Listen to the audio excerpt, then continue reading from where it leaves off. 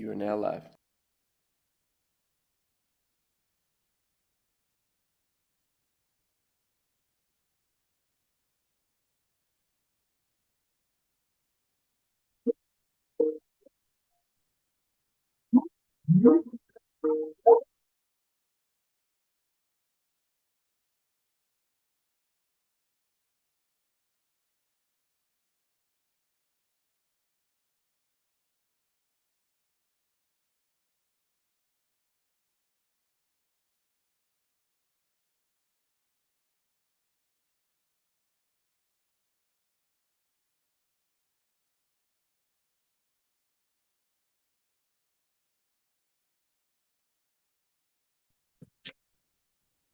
Yeah.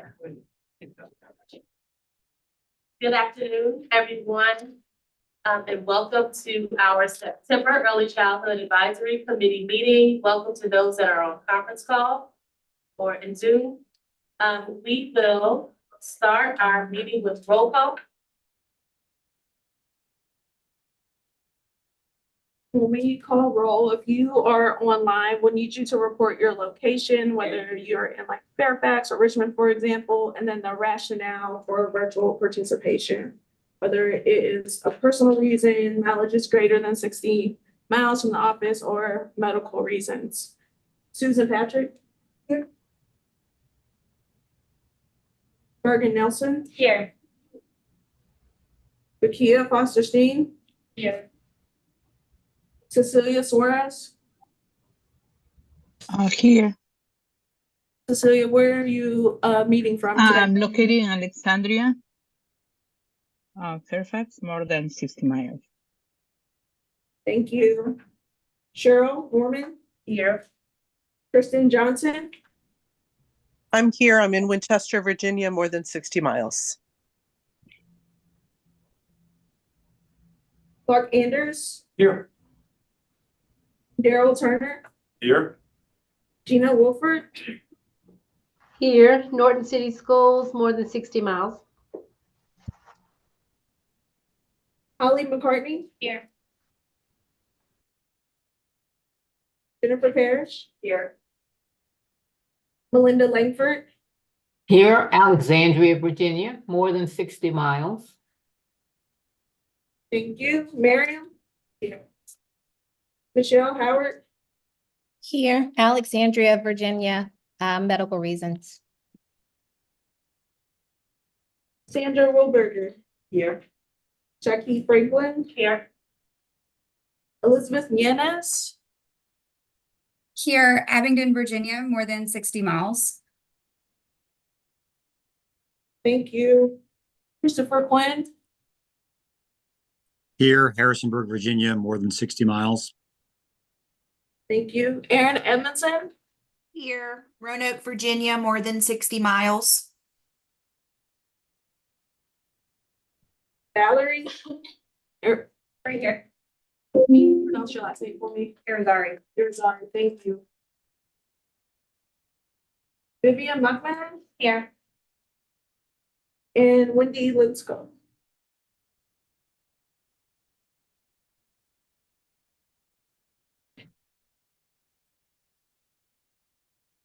We have a quorum. Thank you.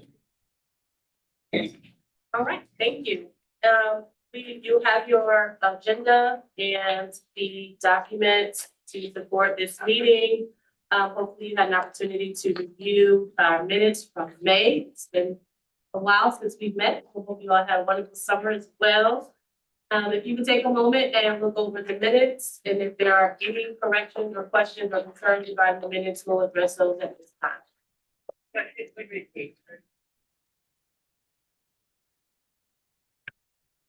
If there are none, we will entertain a motion to approve the minutes as presented.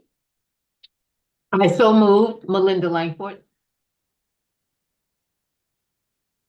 Second. Second, sorry. Okay. Oh, there we go. All right, motion has been made and properly seconded. All those in favor say aye. Aye. Aye. Aye. Aye. Aye. Aye. We got the Any opposed? Ayes have it, motion is carried. Okay. So good news, we have some new faces around the table and maybe even on Zoom. So we would like to take just a moment to go around and do a brief introductions. It would be nice if you could say your name and maybe what sector you represent, whether it's childcare or school division or Head Start.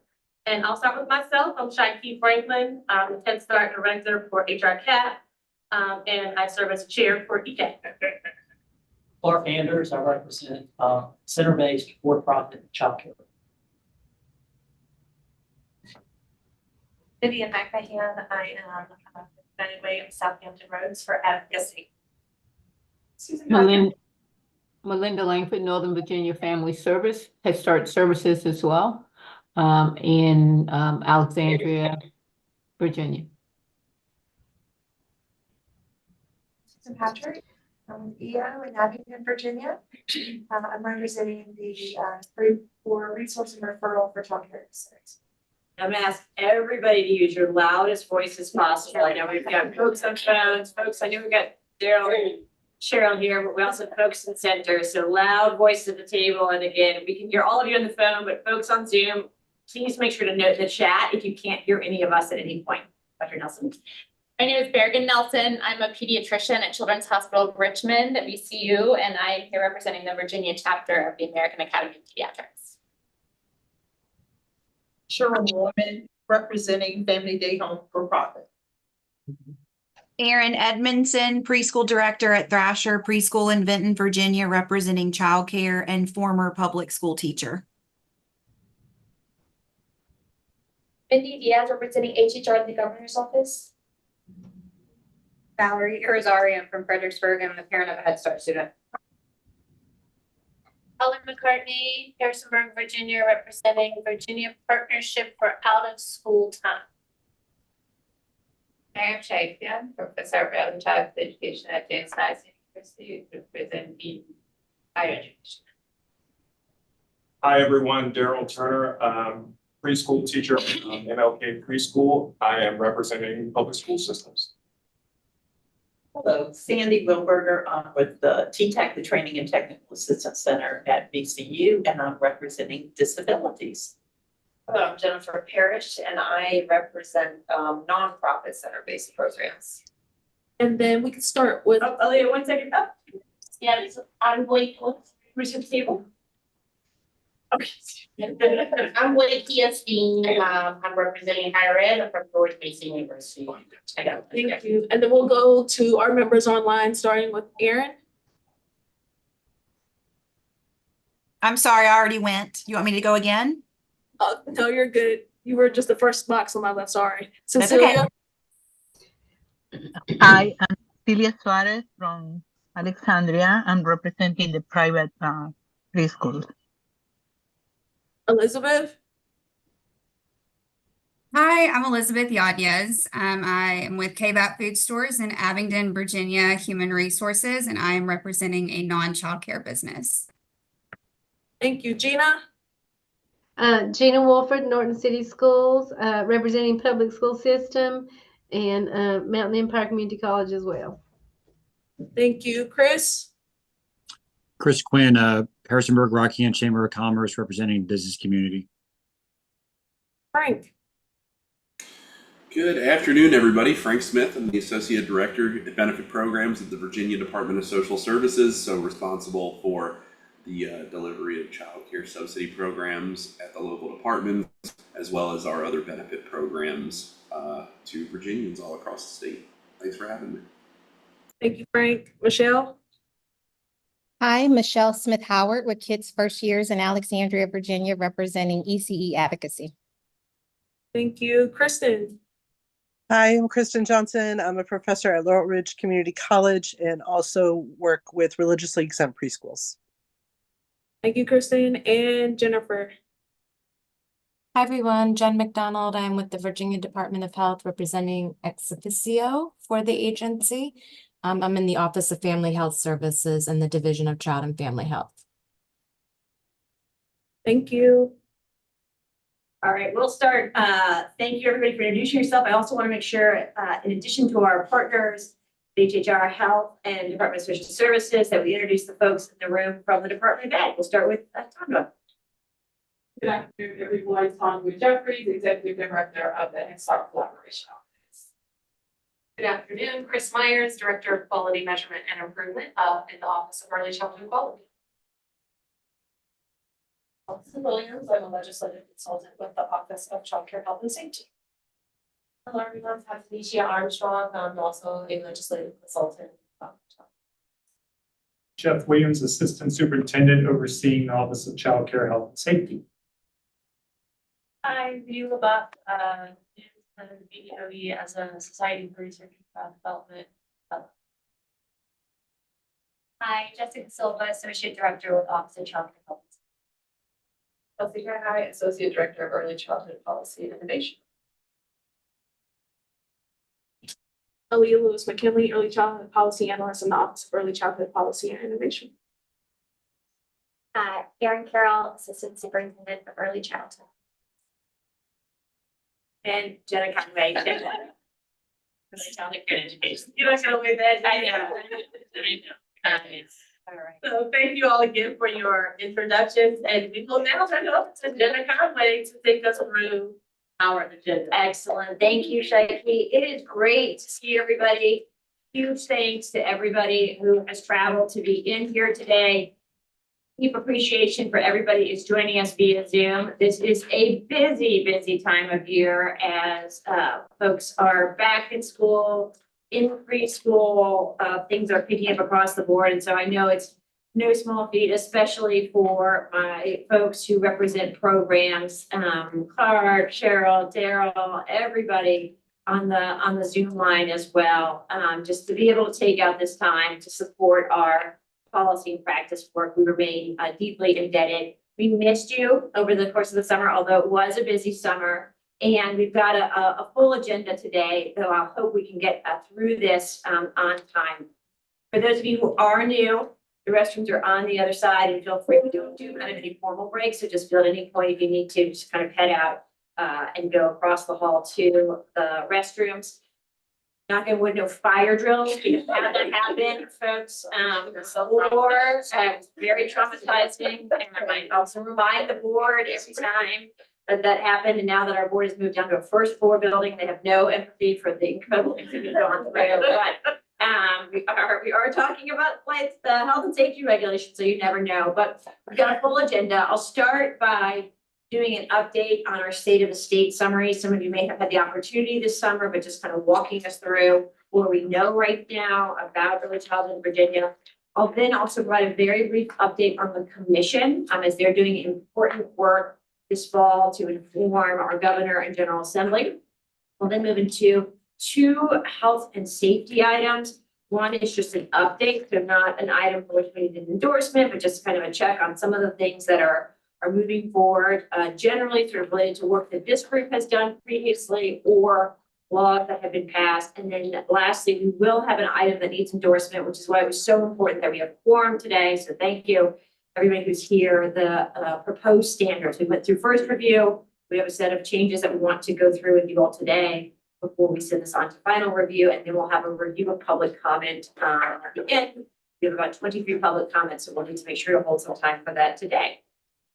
All right, with that, let's take a moment to reflect back on where we are. And my team has heard me say this before, as well as folks who have attended the State of the State.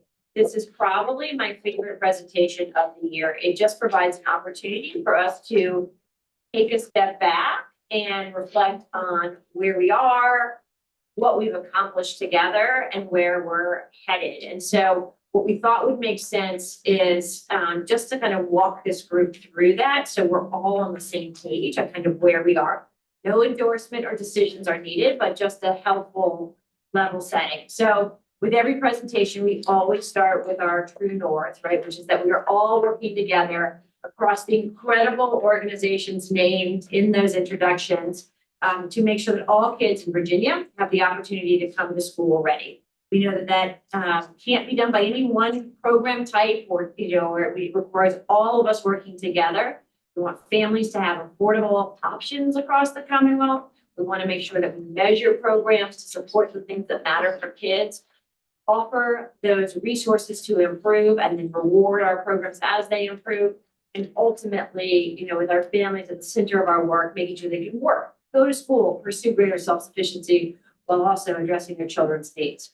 To do this, under the auspices of the Department of Education, in close partnership, and I should note my colleagues at the Department of Social Services, as well as our colleagues at the Virginia Early Childhood Foundation, the Ready Regions, it takes all of us working together across several different areas. Aaliyah, we can move to the next slide, please. These are the areas that we first articulated in our strategic plan a few years back and continue to resonate. So we have a whole set of work and accomplishment related to early childhood access and choice, quality improvement, family engagement, health and safety, and then ultimately regional capacity and innovation. And so we provide, say, oh, I'm in that circle and in that circle, and a little bit in that circle as well. One of the things we've realized, we probably some of you always knew this, but it's certainly become more and more salient in recent years, is educators, our early childhood educators, at the heart of all of this work. Thinking about how do we support them, provide competitive compensation is important, if not essential, to making progress across the 5 discrete goals of our unified system. What I'll then use is this framework of these 5 goals to walk you through the accomplishments as well as what's ahead for each area. Let's move to access and choice. One more slide, Aaliyah. It has been a heck of a year for serving families with public funds in the Commonwealth. So I won't read all of the numbers on the slide, but the key takeaway is every year we come to you and say, we serve more kids than ever before with public dollars, and that remains true. More than 2,500 children in mixed delivery, a 25% increase from the prior year. More than 23,000 children in BPI, including nearly 1,000 in private settings. Subsidy program grew and grew and grew and really hit over 43,000 in May. And across all of these programs, including our early Head Start and Head Start partners, working to make sure we maximize every possible resource, Head Start dollars, CCDF dollars, COVID dollars, to make sure we got families could choose options and that we were enrolling kids in birth to 5 programs with a priority for those kids and families in greatest need. What this means, when we take a big step back and look at the system, is that when we count all of the kids that are in programs that take public dollars, that we are serving or touching more than 24%, roughly a quarter of the system. We've never sort of affected more kids than that ever before. And that includes both the publicly funded kids as well as kids that are private pay in publicly funded settings. And this is all kids. This is all kids under the age of 6 in the Commonwealth. So this includes, you know, that's a percentage even of kids whose parents are not, you know, who are staying home with them. So just reaching more kids than ever before, providing more choices than ever before, and really excited to be able to offer parents that choice, and as I'll talk about in a second, to achieve investments from our General Assembly and our governor that reflect a deep belief and trust in the programs that you operate. Next slide, please.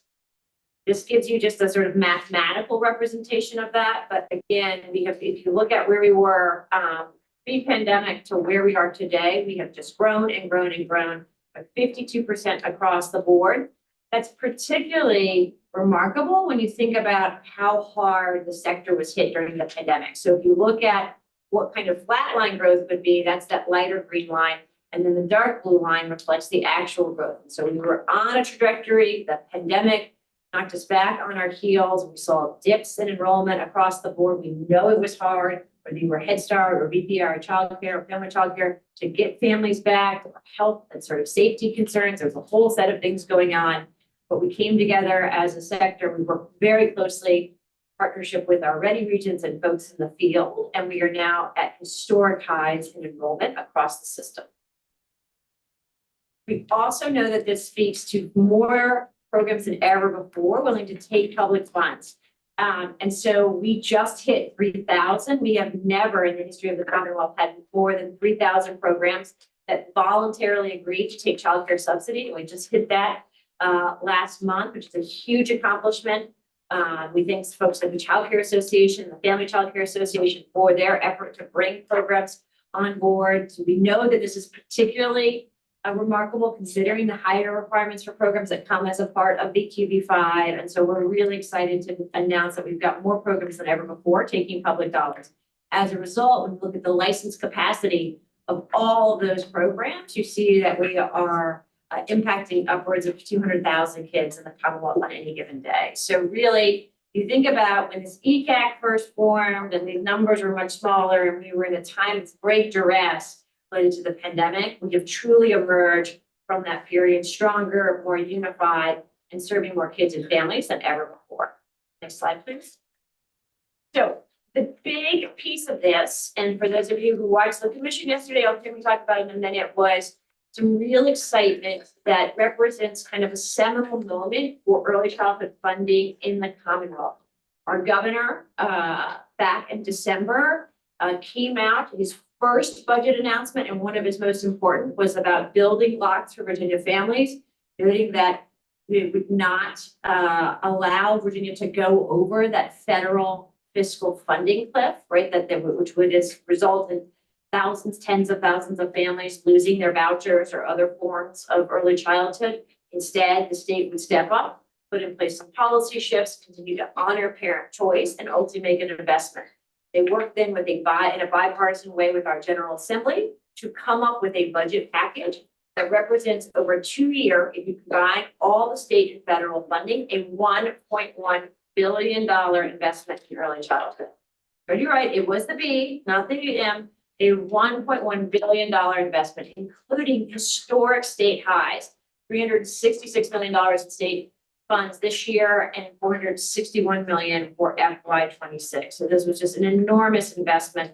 You may not have heard it here on the ground in Virginia, but we're getting attention across the country, and that we're not going to go over that fiscal cliff, and that sort of folks came together in a bipartisan way to make this type of state investment. When we look back at kind of where we were just a few years ago, it was, I think, sort of upwards of maybe it was like $60–70 million that the state was investing in early childhood. And so we've more than tripled and quadrupled that as a result of the work in this room. There's also an important moment because for the first time that we know in Virginia history, we laid all of this out in a really specific framework in the budget. So in the past, oftentimes there hasn't even been mention of the child care subsidy program. It was a federal program. It was covered by kind of regulations and guidance manuals that were part of at the agency level. Now, for the first time ever, we have our own dedicated section of the budget. It's section 12510, and it lays out specifically for child care subsidy program, for mixed delivery, and for BPI, how much funding goes to those programs, how many slots, at least for child care subsidy and mixed delivery, are expected to be served, and some of the policy shifts around work requirements, eligibility, and parent co-payments for those programs rather. This is an exciting moment, and that's kind of have a dedicated section of budget. It also represents, you'll hear me talk about this in a moment, some of the challenges that we know we're already facing. Although this was a tremendously exciting investment, the compromise reached basically froze the clock, froze enrollment as of June 30th. So it said we need to set up a parent choice system. We'll look at the actuals right between May and June. We'll fund the actual slots across mixed delivery and childcare subsidy. We'll sort of do our best guess on what kids will actually serve in the preschool initiative as a sort of a subset of the formula. And then July 1st, those numbers are locked in. And if there's additional parent demand, that would need to, those families would need, children would need to go on a wait list. And this was required across the board, both in the budget language and then some additional language was added to that effect in Senate Bill 54 and 419. So on the positive, what it does is kind of lock in these investments, specifies for everybody for purposes of transparency. Here's what's happened in May. Here's what's happened by June 30th. Here's what's occurring July 1st. It also allows us to reallocate dollars based on parent choice after fall enrollment, which is roughly around after November. So it enables us kind of over the course of the year to make sure that the dollars follow the children. The challenge is that we have been in a period of growth. And so as you might imagine, once you freeze the clock at midnight on June 30th, July 1st, that means that we're starting to see some unmet demand in terms of new families, new children, or new sites across the state. And we are seeing that, and I'll talk a little bit more about that in a moment, and being able to kind of report on those wait lists as potential unmet demand is what the law requires of us. And that's one of the things that we're deeply engaging the commission on as a result of this. So on the one hand, historic investments, historic highs. On the other hand, some challenges that we know the field has been experiencing since July 1st, as we are just seeing that historic demand and historic growth just didn't disappear overnight. But as our economy does so well, as more families than ever before trust the programming that we're offering, and more families than ever before are working, that we are seeing some wait lists forming across all of our programs, across all areas of the state, and across all ages. So where do we go from here? So our focus is wait lists, capturing that data, sharing that data with elected officials, stakeholders, and the commission as we move forward, looking at how we make sure that any child and family on a wait list is served as quickly as possible as spots become available via attrition, and then continuing to look at how we kind of strengthen different aspects of the system. We are providing lots of resources. We know to sort of ready regions, to our partners in the field, lots of questions about wait lists, and so making sure that we're able to support folks as these roll out. We also know that some of this impact of kind of freezing the slots at the current enrollment has been really challenging for childcare deserts. So trying to kind of understand what areas of the state have been most affected by that, looking at how we can preserve things. So the other great thing about the budget is we preserved eligibility levels. We preserve the kind of the current provider rates at the cost of quality. And we're also kind of continuing to look at how we can bring on more providers while balancing, of course, the fact that we have these wait lists. Also ahead in the area of access and choice is continuing to make sure that we are running coordinated enrollment processes. If there are vacancies, that we're filling them as quickly as possible, and also exploring innovations. And so one of the things that we try to do is look at other sources. Can local government contribute? Can philanthropy contribute? And if so, how might they contribute? So looking at innovations like digital wallets, where folks could contribute towards the cost of childcare, working with our colleagues in Southwest around TriShare, when employers help cover some of the costs of childcare for employees as part of the mixed delivery program. And then also looking at efforts around kind of, again, understanding where there are underutilized spaces and what it would take to turn those spaces into childcare. So those are the things ahead for access and choice. Next slide, please. Now let's take a moment to talk about quality improvement. Another huge year for us in this area. 100% of our publicly funded programs participated in BQB5. Nearly 15,000 educators received financial support through Recognize B5. Really exciting to have those resources available. In the fall, we completed 99% of class observations. In the spring, it was 100%. And that's just hugely exciting, which means sort of as our localities that more than 21,000 class observations were completed. Over 80% of our sites, including our childcare, family childcare sites, are using approved quality curriculum. Arrow, Chiquilla, and our Head Start partners have been using that for years, but this is a brand new practice for many of our childcare and family childcare programs. We had nearly 30,000 class observations last year. You also count the third party. And all of that is data that's being used to support improvement down to the classroom level. We have more than 70 approved curriculum. And we have already begun our work to identify what are the sites and classrooms in most need, and how do we beeline in, focus on providing them support. We are in less than a month, likely about a month's time, going to roll out our quality profile website. We've engaged over 1,800 stakeholders across the state over the course of the last year and a half with quality information, what this website will look like. And that'll be a big moment for Early Childhood Virginia as we put out all that information next month. Next slide, please. There's a ton of data slides in the state of the state for my folks among us who love data, but we thought we would, for time's sake, sort of spare you that today. But the one thing I wanted to highlight, because I just love this map, is this map just shows that we are everywhere. We are in every city, in every county in Virginia. I think sometimes a few years ago, folks perceived us to be fragmented and sort of a little bit here and a little bit there. But this map, which includes blue dots, red dots, and orange dots, which include our different types of settings, show that we are truly in every corner of the state, serving kids, serving families, helping to improve outcomes for school readiness. Let's talk a few moments, because this is coming up next. We can move to the next slide, please, about wanted you all to be aware of what is coming in a month. So we've had 2 practice years. If you'll remember the data that we shared with you, that was all practice data, right? So we sort of, as made a commitment to the field that to the extent possible, that we wouldn't publicize that data, that we would send the results to you as a site and that you would use those to improve, but that it would remain private so we could all become familiar with the program, with the measurement, with what your site data look like. We are required by law to roll that out publicly, and so that is what we will do in October. But just wanted to kind of track back how much work over really 3 years, but really over 5 years to kind of get to this place to make sure that everybody's familiar with the content that is rolling out.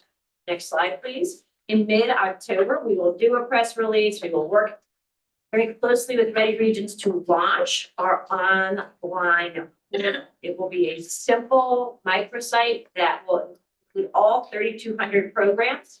And for each of those programs, as you see on the right hand here, just some information, your quality information, some demographic information, your hours, where you're located, a map, which basically puts at parents' fingertips all the information they need. It will also, for those programs that are licensed, have a link to the health and safety information. So as families go on, they can find resources, they can understand what the experiences of health, safety, and learning that programs are providing for those kids. This is a big moment for the field. Not only are we putting out all of this information, but it truly highlights how sophisticated the sector is. And I think this is really, really important if you think about how far we've come. The investment from our government leaders represents a huge vote of confidence in the work you're doing. And I think as we roll this out, what you will see is just an exciting moment to highlight all of the great things that are happening in early childhood.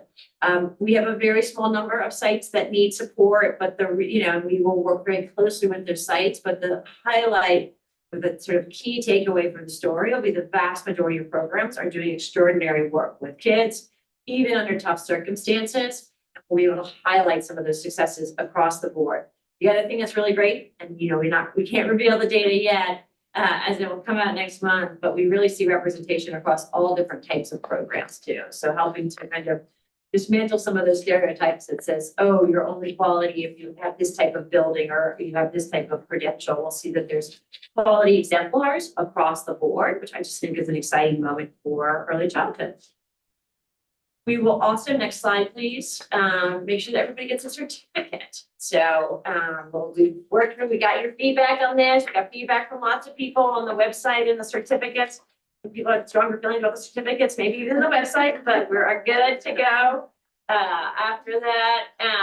And those will roll out to everybody. So they'll have something. You're not required to post it. I know they're going to ask Jeff and team that you're not required to post it. But if you would like to post your certificate, you'll be able to do that. And we also have already, as I said before, have already begun work with a very small subset of programs that are in that need support category. And really sort of our focus was on making sure that we were following the state law, but also working very closely to support those programs that continue to serve kids with public dollars but are in need of greater support. So we've got a whole site improvement planning process that we are in the process of implementing, but basically what it means is there is a human being going to each of those sites, working kind of month after month with them to raise the level of interactions so that we can ensure no matter where you go across the state, no matter which of our 3,200 programs you choose, that over time, that there are literally no bad options, right? That everybody is quality and that we're sort of working actively to ensure that. So and that is our only version of a consequence. I know when we first rolled this out, everybody's like, well, are you gonna take away public dollars? Are you gonna sort of shut down programs? At the current point, we know how hard it is to operate in the sector, and our goal is just to continue to raise the floor, working shoulder to shoulder, arm in arm with each of our programs. If a program refuses to participate in site improvement planning, then there could be a consequence because there are vulnerable kids and families served by those programs. But our hope is that each of our programs will participate, will see improvement over time, and we remain committed as long as it takes to kind of get them above that threshold. All right, next slide, please. Recognize B5. I just want to take a couple of moments to make sure we're all on the same page here. So as we said before, we have come a long way. We went from just under a $3 million pilot way back in 2019 that served about 2,000 educators, so one that registered more than 16,000 educators last year.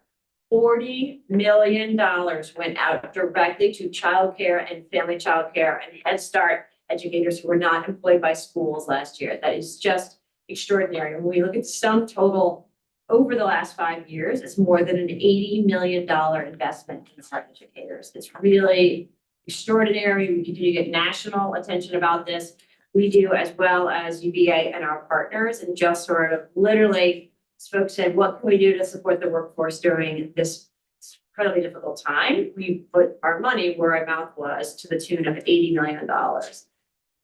That said, there are some challenges ahead as we go forward, and I want to make sure, as we have always done with this group, same way we were candid about some of the challenges of waitlist, to explain kind of what has happened to Recognize B5. So much of Recognize B5 was supported with federal dollars, federal pandemic relief dollars that expire literally in the next 2 weeks, right? And we've used the vast majority of those this year.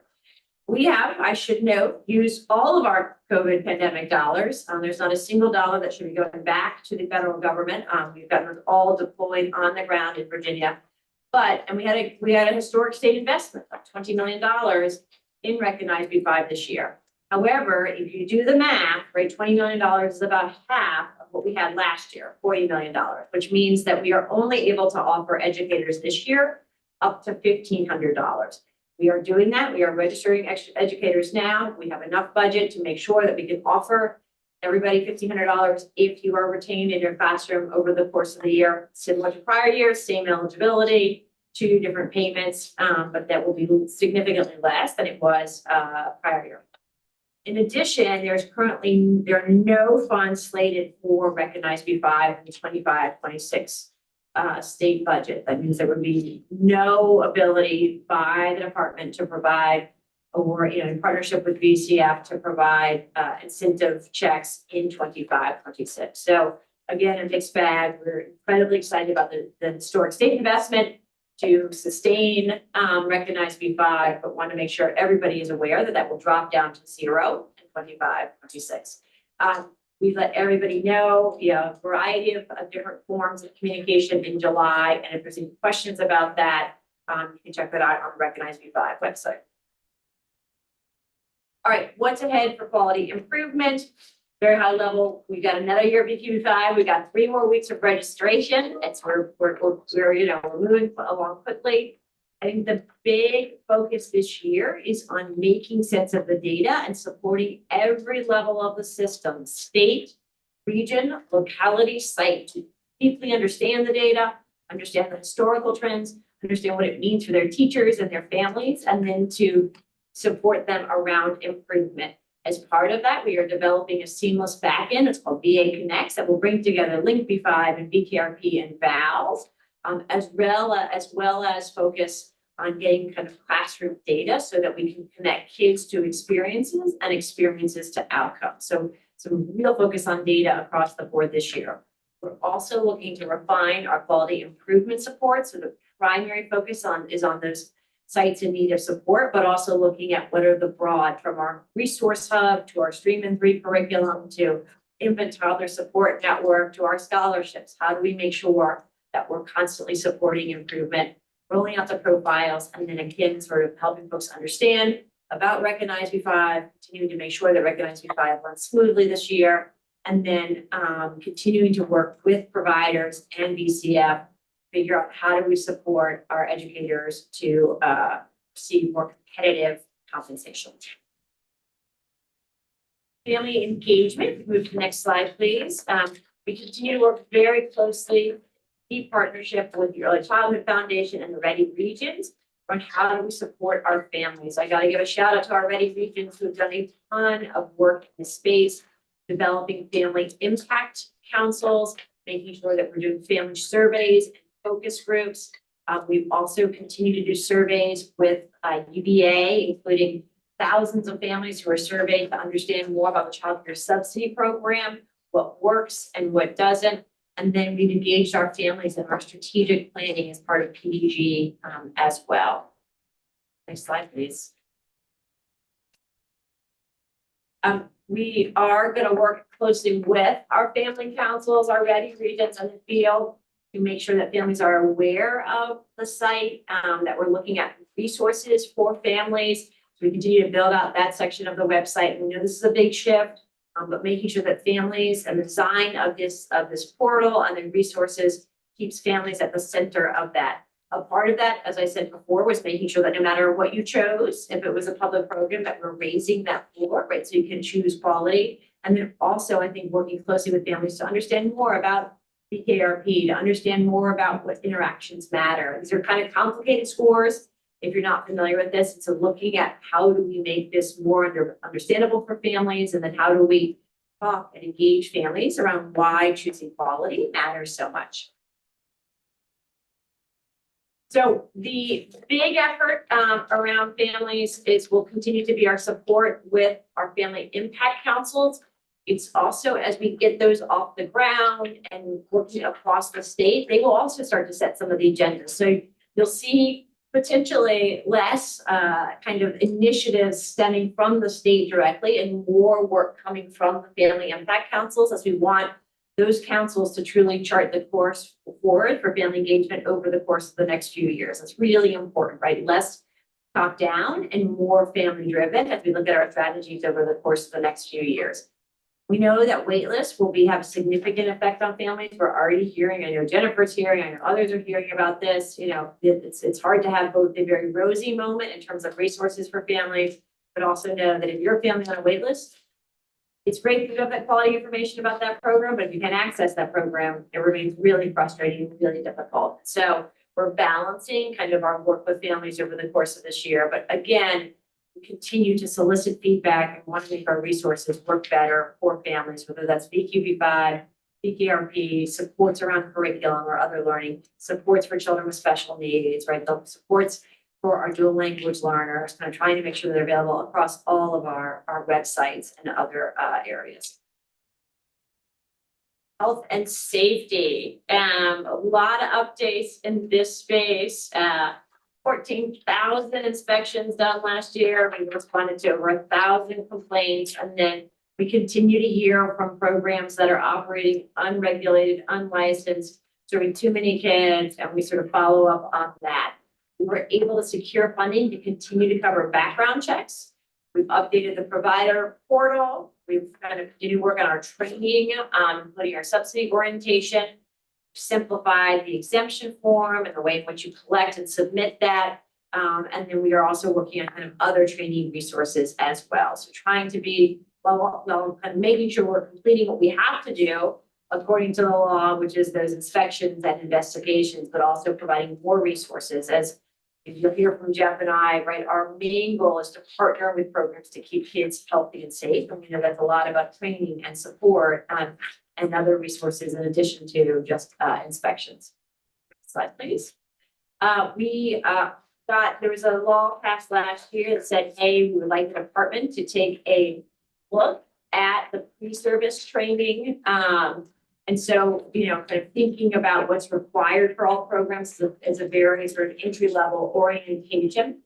We take seriously the need to kind of take that step back and work with our vendor to improve the pre-service training. So Jeff and team have been out there in listening sessions, hearing from people, the good, the bad, the ugly. And there's also was a survey was made available.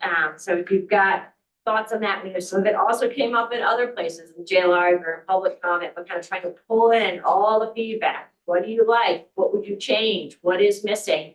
And then being able to turn that into some revisions to the training, working with the current vendor, and then potentially exploring different options as well, depending on kind of the totality of the feedback. So again, you're trying to work with everybody. You might imagine everybody's got different feelings about different aspects of the training. So trying to kind of collect the consensus, make those changes, and keep moving. Couple of key policy shifts that came about as a result of the law and the budget. So we'll talk in a moment about some of the general procedures and background checks, but exciting new law was passed that enables provisional hiring of educators. So huge thanks to the Child Care Association, to Virginia Promise Partnership, to the Family Child Care Association, to everybody, all of our advocates in the room and on the Zoom. So what this does is basically enable you to hire, have somebody begin employment, begin sort of shadowing, working with kids when they have that state or FBI background check, rather than wait for every last aspect of the background checks. They have to be supervised, right, in the same room with an individual with all of the background checks, but that just, before we were having people wait upwards of 4 to 6 weeks. They couldn't do anything, not even training, until we got this law passed. This is a big, and this took 3 years, 4 years? 3 years. 3 years, 3 bites of the apple to get this law passed in a bipartisan way this session. So very exciting to kind of be able to provide that additional flexibility to programs, and our state budget continued forward the same ratio flexibility that we had in prior years. We have a couple hundred, right, 300 or so, what's the number, 200, 300. So, yeah, so again, this is. July 25. That sounds right. 26. I know, 26. 26, 2 years, 2 years. Yeah, so 2 years, I know. Hopefully that's not the right number, but that's okay. So 2 years of additional flexibility. Again, as a reminder, this is this compromise. We feel good about where our ratios are. We also recognize that programs that are doing a good job might want to sort of request some additional flexibility. As I was saying, we have somewhere between 200 and 300 programs that have done that. So a pretty sort of a small amount, but it's still an important amount for those programs. And we were able to sustain that in the budget for at least 2 more years. And again, we were trying to keep that in perpetuity if we could through the regulations. All right, what's next? Regulations, getting them done. We'll hold that and talk a little bit more about that. Continuing to implement the law around EpiPens and making sure that everybody's got an EpiPen. Working on our data system so that we have an up-to-date, modernized data system. I know that everybody would love that. And then I think continuing to work as we get better data, deepen our partnerships to improve the pre-service training and ongoing support when folks are struggling to meet those health and safety expectations. Last but not least, let's talk a little bit about our regional capacity and innovation. Everybody's heard me probably mention multiple times already our Ready region, which we have to the next slide, Elia, but just playing a huge role. We went from kind of an idea and a 6-month rollout just 2-3 years ago to now having robust Ready regions across the state. They've helped to build relationships with every last publicly funded provider. They help complete all of those 21,000 plus class observations. They continue to improve enrollment in technology, things like bridge care and other innovative efforts. And as I said before, that they are our leaders and are kind of at the front line of our family engagement through those family impact councils at the regional level. Slide, please. As I said before, we also continue to innovate. And so constantly saying, how do we use our data to strengthen our practices, to make our efforts work better for kids, for families, and for educators. And so looking at kind of that back end of the data system and how we do that, we will kind of this fall go out and do a deep dive on data for all of our Reggie regions that are on the VQB5 results and kind of work with them to then in turn share that with sites. We do a deep dive on the data when we sort of went through the legislature to see additional funding. So that's really important. We have navigators. So this is a pilot funded by PDG where we're working in certain areas of the state to help bring on folks to work with providers to become licensed or registered and take public dollars, participate in child care subsidy. That's a big part of achieving the 3,000 programs participating in CPSP. And we continue to look at innovating in the educator training space. In addition to the work happening around pre-service, partnering with the Early Childhood Foundation to implement Fast Track. That's working with higher ed and Ready Regions to figure out how can we get people on board, train them up quickly, support them to be effective in classrooms, and ultimately retain them. So let's look at what is ahead in Ready Regions. So as I played foreshadow before, it's hard to imagine, but like we now have tons and tons and tons of data. And what we feel really urgent about at the state level, and you've seen a lot of our data slides before, is how do we make sure that we unlock that capacity and really build that capacity at every level of the system. And so our leaders like Chris and Tiara and others, and working in partnership with Link V5, are looking at how do we take this data, build this capacity at the regional level, right? And even further, how do we help sites deeply understand what this information means? How do we help them think about, is there a relationship between my interaction scores and my retention? Are there relationships between compensation and, how well we do? How are we using curriculum? Our data tell us that if we use that differently, we might see higher instruction scores. This type of work and kind of capacity, the big challenge ahead for Virginia over the next few years, based on what I learned on the ground in Louisiana, will be building this capacity at every level of the system for all programs: Head Start, Early Head Start, BPI, ECSC, childcare, family childcare, right? The more folks that are expert in this data and can support improvement, right, and touch every aspect of the ecosystem around them, the better off we will see in terms of the improvement and the outcomes across the board. So that is a top priority for both our innovation, our data and technology, and our VQB5 teams. As I said before, we want to continue to bring providers on. We know there's still pronounced deserts. I know it's a tough spot in terms of the wait list, but we know that there will be attrition. We've got to fill every slot and making sure that we're addressing some of those deserts, continuing to strengthen our Ready Regions. We're having a competitive process going on right now. Each of our Ready Regions will compete for the next set of contracts. So we're continually making sure this is a competitive process. And then we did apply for a preschool development grant to continue to support innovation. You've heard me talk, we talked about the federal funding cliff in the past, right? Our priorities go in this order, right? Number 1, slots. Number 2, required activity. Number 3, recognized V5. Number 4, kind of everything else. What that means, if we don't get outside funding, that there's not a lot of opportunity to test new things. And that has been one of the things that's been pretty exciting over the course of the last few years. And so we are constantly looking at how do we apply for things like PDG to enable us to test out new ideas so we can continue to innovate as we have done for the last 5 years. All right, let me pause there. We're just up to a few things. If you feel a little tired, you should, because it's pretty extraordinary. I will say, and this came up at this commission meeting yesterday, and nobody really believes it when I say it, but it's pretty exciting to travel across the country. We're in Nevada, and to have our elected officials. So we had folks from the governor's office, folks from General Assembly at this conference, and multiple other states were there talking about Virginia. So I hope your ears were burning last week, but I feel like it's been a tremendous amount of work over the course of the last few years. And there's still, as you see, work ahead, but people are really starting to recognize, the kind of the system building and the really innovative work that Virginia is doing. I think that I also see, I know that the wait lists are incredibly challenging, and I feel, some real urgency about how do we resolve them. I also see that the silver lining there is that more families than ever before trust us, right? Really believe in what you're offering, think that your programs are the way to put their kids on track for success. And as somebody who's put 3 different children, in publicly funded programs, I don't think there's any greater sort of vote of confidence or act of trust. And so as I reflect back on this information, although there is daunting work ahead, everybody should feel really proud about where we are. It's being recognized by our families, it's being recognized by our Virginia elected officials, and it's being recognized across the nation.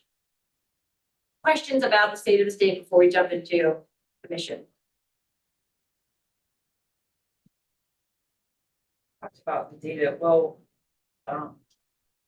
providers actually get access into some of these data systems to see what current data, or is it going to be just flowing? Is that access your Link V5, right? Through Link V5. Sites have access to their class data, site administrators and there will be a downloadable report on overall with the public information from the profile website. There will be a way to download any of the information that's public. I'm not sure about some of the other additional data pieces, whether. Yeah, I was actually talking more about some of this work where you're going to be able to compare your classroom interactions to the curriculum to therapy testing results, all of that sort of stuff. I think what I would say on that is I think what will happen is we will probably work with our team to kind of crunch data, start to look at trends, right, across the board, recognize or build out like what that methodology looks like. Okay, we see some sort of connection between this and that, and then figure out how we might provide that to the ready regions. We've talked about everything from templates around here's, slides that we have at the state level, and then kind of helping build that capacity to that at a regional level. And I think what I would imagine in the beginning, rather than just like opening up the back end, which could be a little confusing, would be saying, hey, here are some of the insights we saw, and then figuring out how you run those numbers at the regional or locality level, and then share that with sites.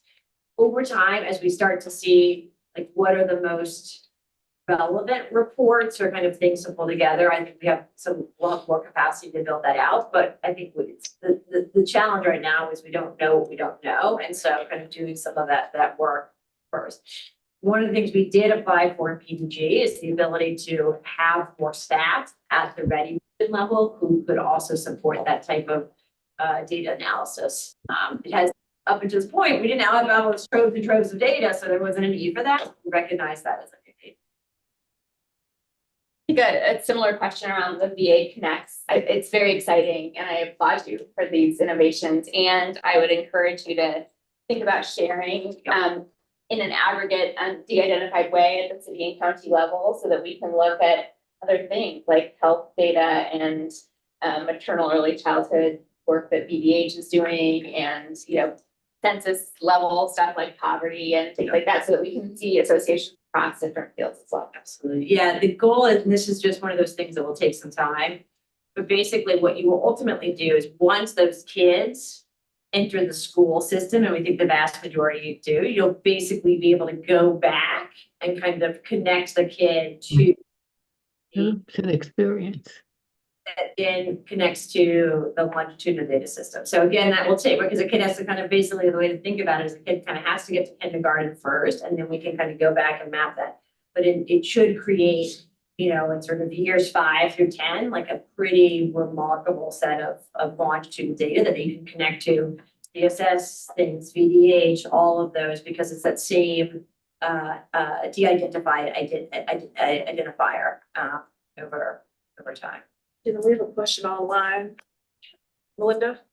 Hi, thank you. I was in a meeting this morning with our capital area region 7, just the Arlington group, and a question came up about childcare subsidy. Has the subsidy halted until January 1st, or can municipalities, as people withdraw, are they able to use dollars that they already have to enroll people into the program? That wasn't quite clear today in our meeting, and I said I would ask today in this meeting, given that I think my original understanding was that childcare subsidy had halted until January 1st. That's great. So Thank you, Melinda. Great question. So what I shared yesterday with our Commission on Early Childhood Care and Education is that statewide, we have as of September 1st, had a child care subsidy wait list of about 7,666 children. Infants, toddlers, preschool and school age, every age, in every ready region of the state. We, in those slides, and we can all actually ask Aaliyah to share those slides after the meeting today so that you have them and can look at that data. It is a very dynamic situation right now, Melinda. So we are seeing, we took all the applications and the sort of slots were frozen as of June 30th. Attrition is happening all the time. Folks are going back to school, folks are aging up. So I think we have 93 of our 120 communities currently have a wait list. And that really varies in terms of the number on that wait list. On any given day, somebody could be on a wait list and could get into a slot, within the next 30 days. So it's constantly moving, but it's a wait list. And again, about 93 of our 120 communities do. So 30 communities don't have one yet. And that could be through attrition or a couple of other reasons. But that is where we are. It is going to be but our spend right now suggests that we may not even have dollars allocation this year. We are just spending we are trying to maximize every dollar that's going out. But what will happen is the wait list at the locality level. We're working very closely to make sure as soon as a kid leaves, while they have enough time to sort of officially kind of remove themselves from the program, making sure it's parent choice to do they want to remove themselves, that slot is then reallocated.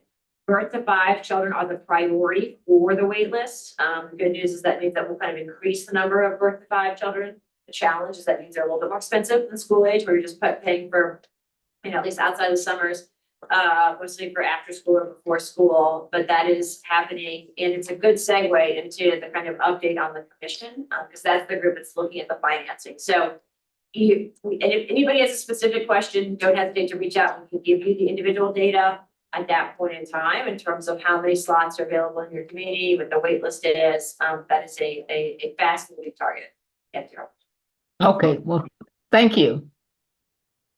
I was gonna say, kind of looking at, what's next for health and safety, I love the fact that, EpiPens are a thing because, as a classroom teacher, each and every year I'm seeing more and more children coming in with different allergies.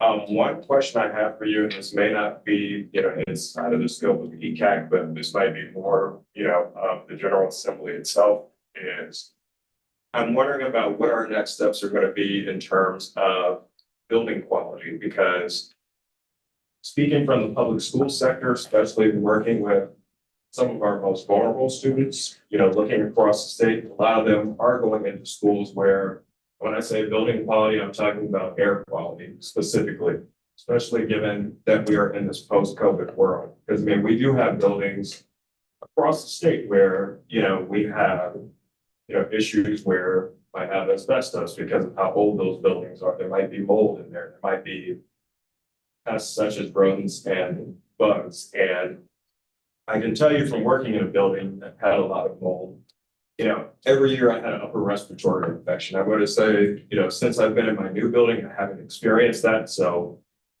if I saw upper respiratory infections and, sicknesses among staff and among students in buildings like that, my concern is, if we're looking at next steps for health and safety, what are we doing to address those things? Because what I don't want to see is, our children going into high quality programs, but they may not be going into high quality buildings, and the air quality in those buildings may be setting them up for, a lifetime of health problems. So may not be in the scope of this, but, health and safety next steps, I think that's something we should definitely look at tackling, because, early childhood is the foundation, and making sure our children are in buildings that, will not make them sick. I think that's going to be important for setting them up for future success.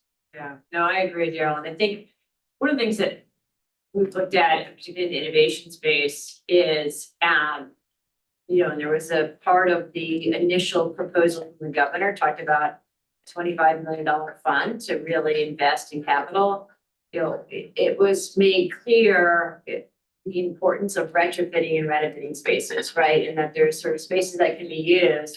That said, often those spaces are older, right? Are, you know, I mean, a lot of them pre-K, it's like the elementary school is deemed, it cannot be, no longer be an elementary school is now a pre-K center, right? And like each of you have had that happen in your community, or like the trailers, right? Or the rooms that are furthest from the front and from the principal's office are the ones that are designated for early childhood. And so I think, you know, it'll be something, and I'll talk about it in the commission, that folks will hopefully kind of continue to call for. We need more supply, and a part of that is maximizing available spaces, renovating, retrofitting. The challenge is up until this point, unlike some of the dollars that are available for K-12, just none of the dollars that we receive can be used for capital, right? We can't use CCDF, we couldn't use any of the COVID, we couldn't use any of the state. Like all of our sections of budget law, so you can't use those for, you know, significant renovations and or to build new spaces. And that I think is, as you see all this grow, that continues to be a challenge. And a part of that's not, you know, necessarily brand new buildings, right? It's just as you described, Daryl, really looking at where are we seeing that they're, you know, in order to, you know, better serve kids and preserve this space for the next, you know, 5 to 10 years, we've got to do the type of retrofitting. Jen, I just wanted to add something to the subsidy wait list, just to make sure everybody understands what these families are dealing with. It's not just the subsidy wait list, but then if they get approval, it then is a lot of times the childcare center wait list. I know that I will get calls from families and they're so excited because their name came up and they got the funding. And we don't have the other, and you can hear it in the voice. And then I'll have families that we call because they've been on the wait list. We call in and say, oh, guess what? We got an opening. And they're like, oh, we're still on the subsidy wait list. So those families, a lot of times are juggling 2 wait lists. It's not just the funding, but it's then finding the spot to use that funding. They're in a bad spot. No, that's really true. And that's one of the things when we shared with the commission yesterday. We want to move to the next slide here.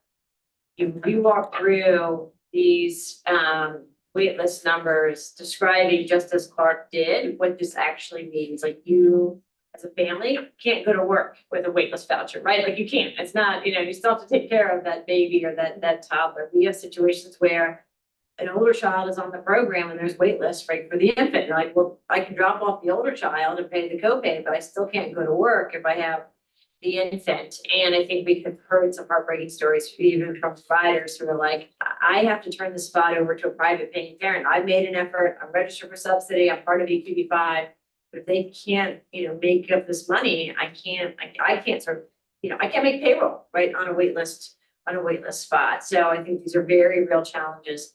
What we did, what occurred yesterday is that, as a reminder, the law 2 years ago established the new Commission on Early Childhood Care and Education. We talked with this group, kind of, you think of this sort of these 2 groups and kind of as complementary to each other. This group reviews all of the policy items that go to the Board of Education. That group focuses primarily on the financing, right? On the financing recommendations. And so wanted to make sure today that I provide kind of a cross update for you all. So it's officially under the auspices of the Secretary of Education and the Virginia Early Childhood Foundation. It has legislators, business representatives, providers, parents, and local government. And it is required to meet 4 times a year and now actually provide 2 reports to the General Assembly.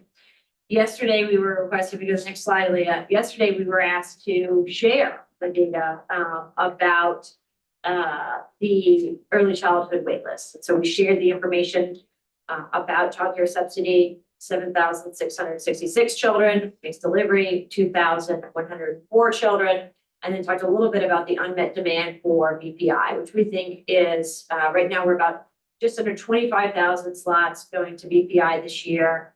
We think that might address sort of full need for this year, but potentially could have up to another 2,000 or 3,000 of growth for next year. So we shared that data with the commission.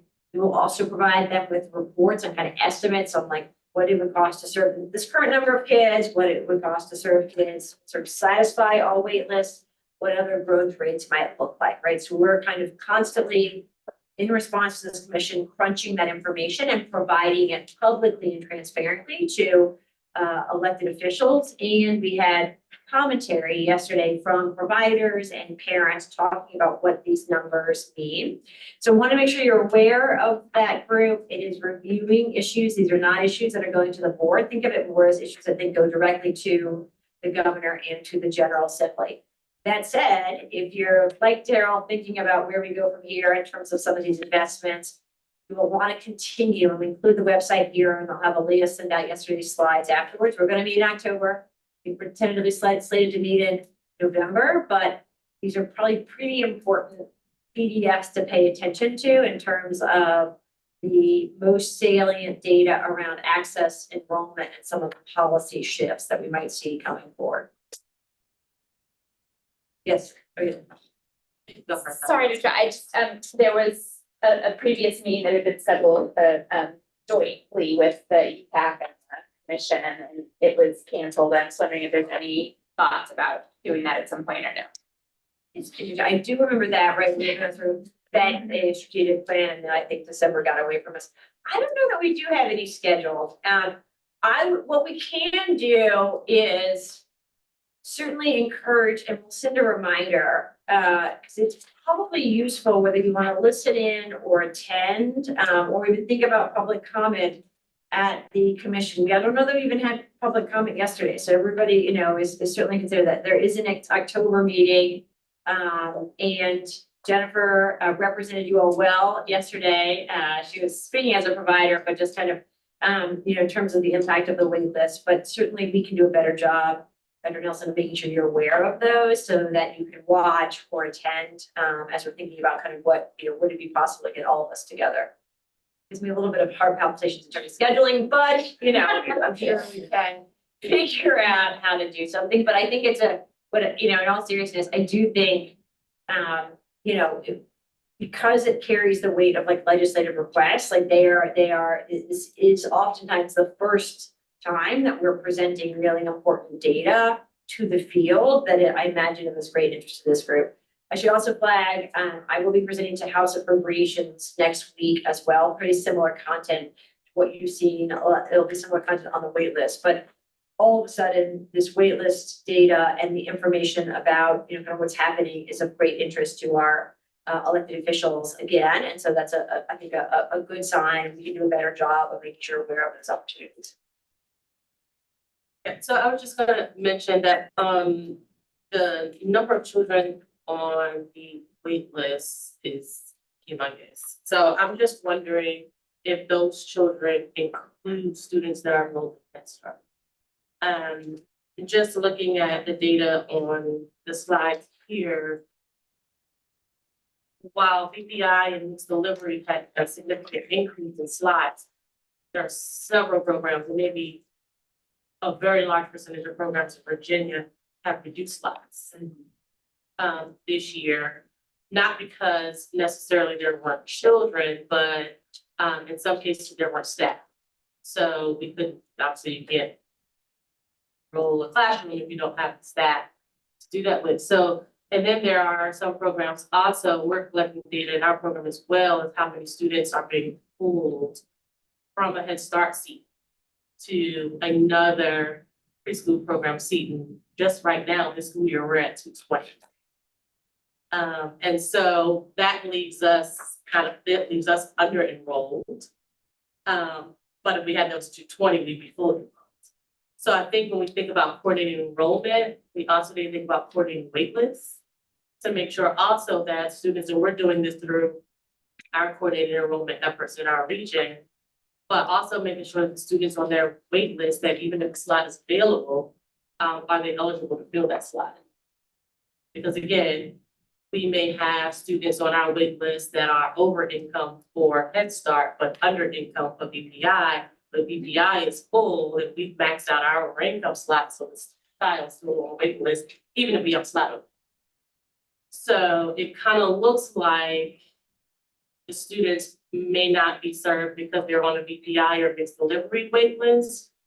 But do we have specific data of how many of those students on their wait list is being served by Head Start? Because essentially it would not be an unmet need because they're being served in the Yeah, no, that's a great point.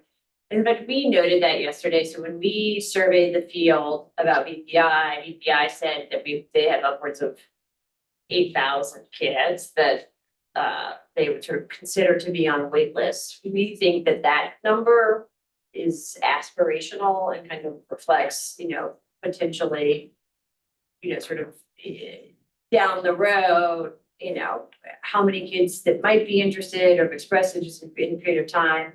That is not kids that are, already been sort of determined eligible. And that, in sharp contrast, we think there is a growing divide, and about 2/3 of our families are looking for full day, full year, and fulfilling that kind of work requirement. And so that is really emerging as a pretty pronounced trend. It makes sense when you look at, Virginia unemployment, when you look at how many kids under the age of 6 in the Commonwealth have all available parents in the workforce. And so I think we're thinking about ways in which we could maybe use sort of date of birth to kind of rule out some of it, as you just described, Shaiki. So, we basically said so the sort of commission, we didn't think that there was actually 9,000 kids looking to be served in BPI. In fact, many of those kids, may already be in Head Start. And I think to Shaiki's point, the key thing to note and why the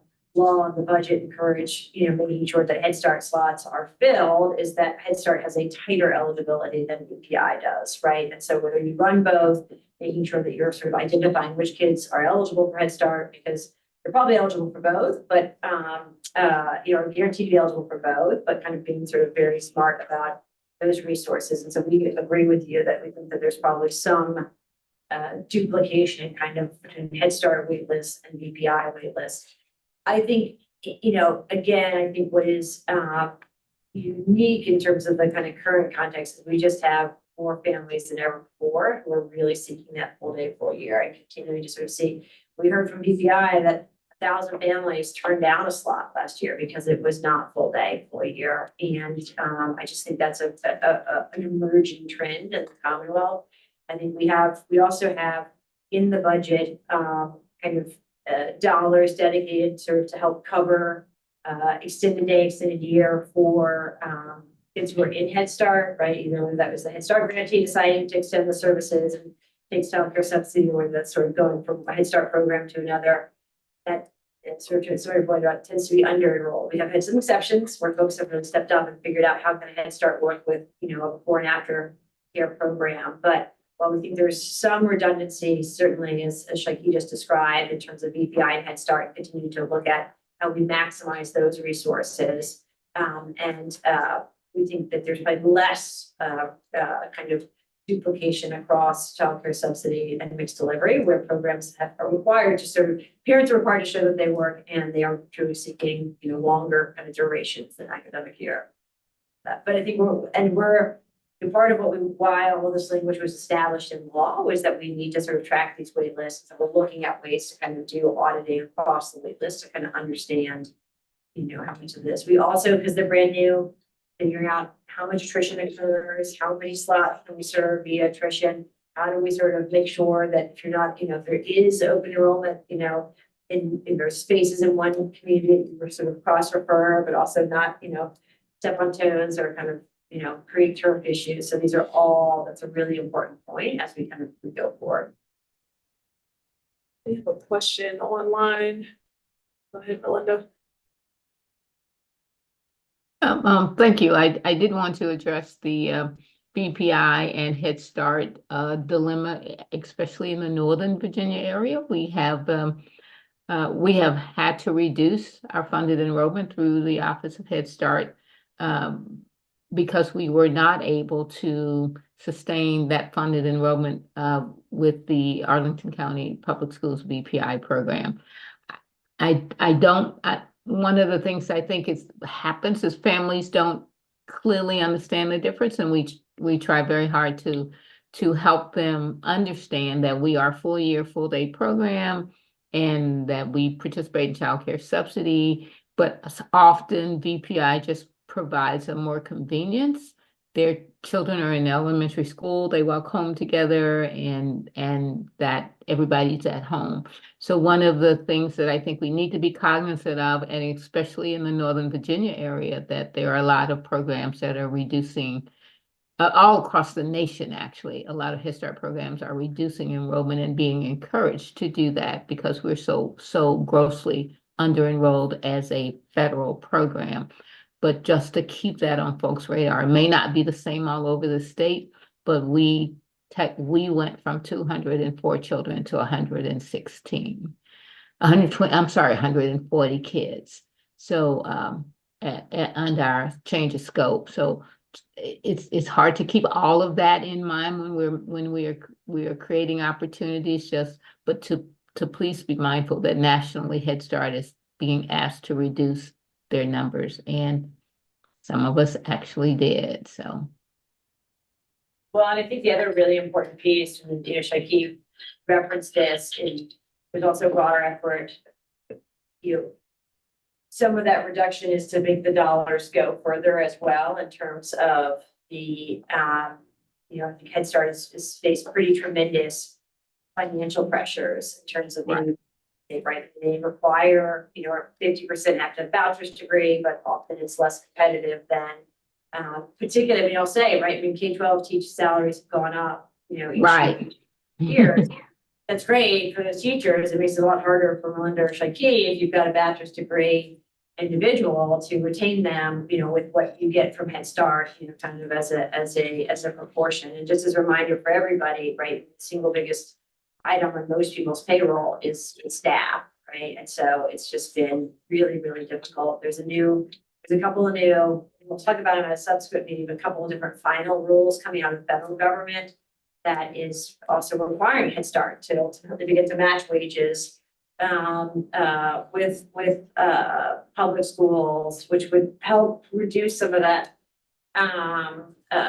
sort of movement across, but also will present its own set of challenges in terms of how do you just make the dollars go so far and maintain the low ratios and all of the standards expected of Head Start. And so I think these are all really important points to recognize as we go forward. You can't have one or the other. You can't sort of try to fund all the kids at a really low rate because then you can't hire the teachers and then the programs implode, right? And so this kind of balancing act of like, how do we fund enough of the kids at the sufficient rate per kid, make sure there's parent choice, but also, where possible, maximize the resource. And it's like a giant four dimension version of Tetris. But the good news is that Virginia is paying attention to this in sort of ways that, more than most. And we have folks, on the commission and in this room who are representing Head Start and a lot of sort of the challenges that you are facing, the changes occurring. But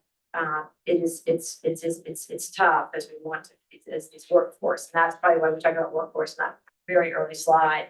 Workforce issues continue to be the most pressing thing, affecting quality, affecting access, affecting health and safety that we're seeing across the board. Well, that's kind of Jenna, and then move on. Just in that same lens, just understanding that Head Start teachers are still required to do all the things that BPI, mixed delivery, childcare subsidy, all of those things that they're required to do on a state level. Head Start programs are also required to do those things on a state level, in addition to the federal level. And so when we talk about the commission work in terms of accessing resources and funding that aligns with the work that we're doing in Ecac, everything is aligning except the funding. Yeah. Right. So all of the other programs are benefiting from resources that are being attracted through the commission, except Head Start. And so I really would like for us to look at how, in some fashion, whether it's through a non-federal share commitment or some type of financial resource that will help us be able to continue to keep up with BGB5 and all of those mandates as they continue to roll out, even childcare licensing. We're having to keep up with those regulations, whereas VPI is exempt from those, but Head Start is not. So just kind of keeping all of that in mind too, when we talk about Virginia as a whole and serving all children in Virginia. All right, I'm done. On this, no, it's a tough one, right? And everybody understands, right, the history and the challenge of this has been a sort of a federal to local. And so, can be some healthy tensions around. I mean, Answer has no control. BPI rates per kid went up by 19% because of re-benchmarking, right? It wasn't the necessary recommendation of this group or the commission, but re-benchmarking is baked into the state budget.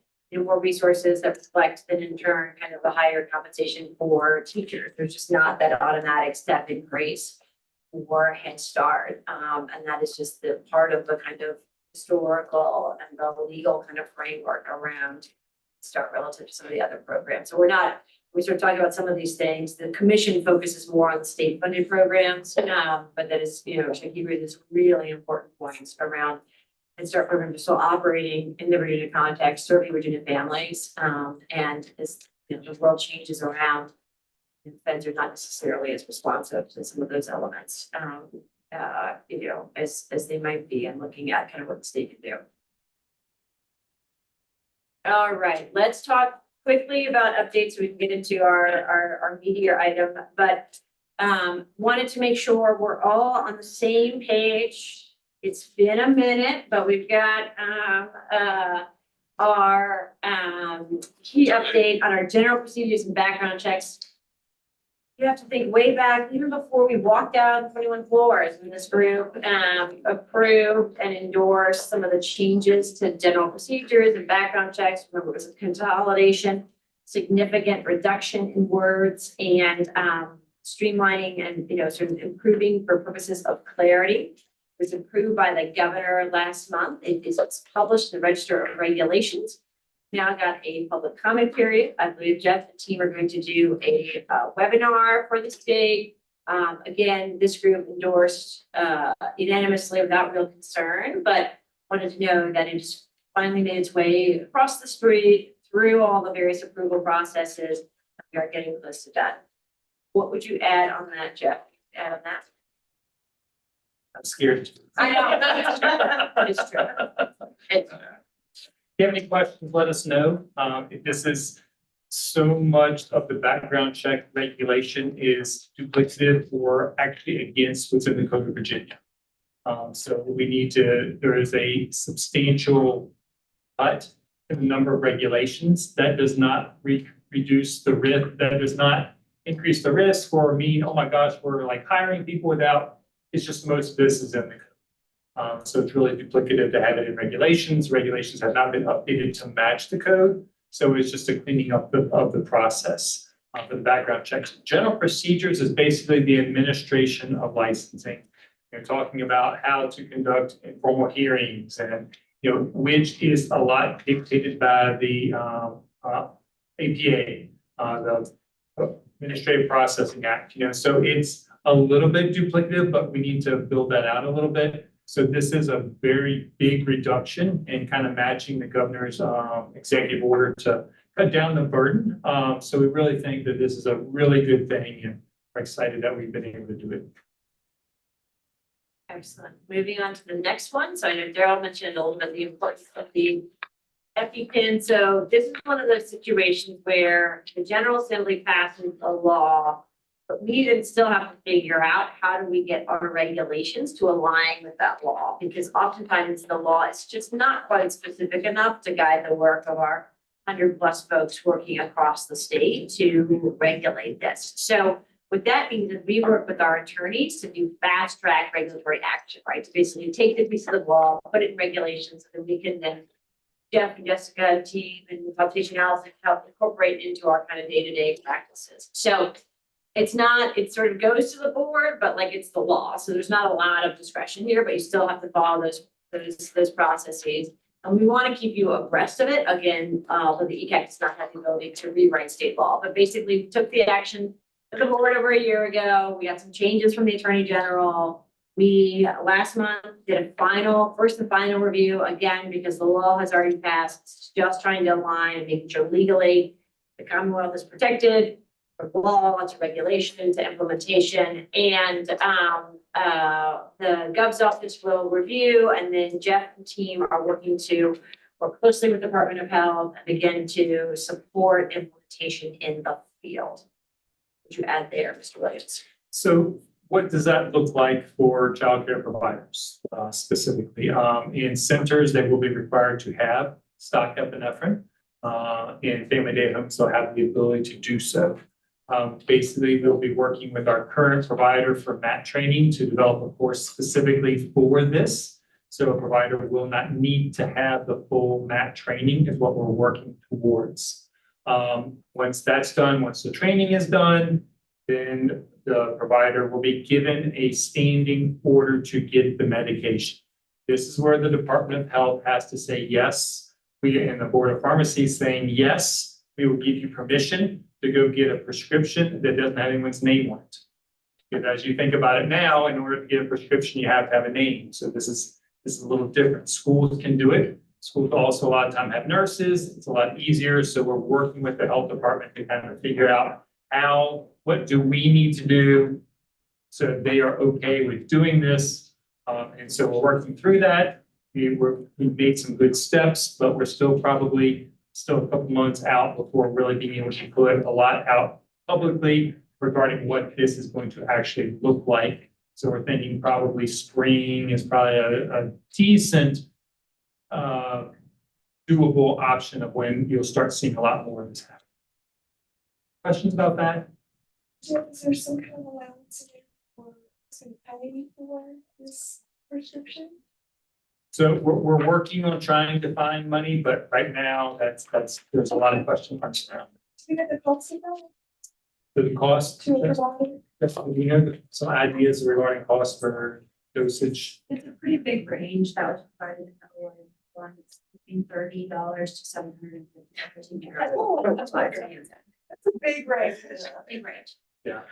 Yeah, So the research I searched was, I was finding 325 to 625.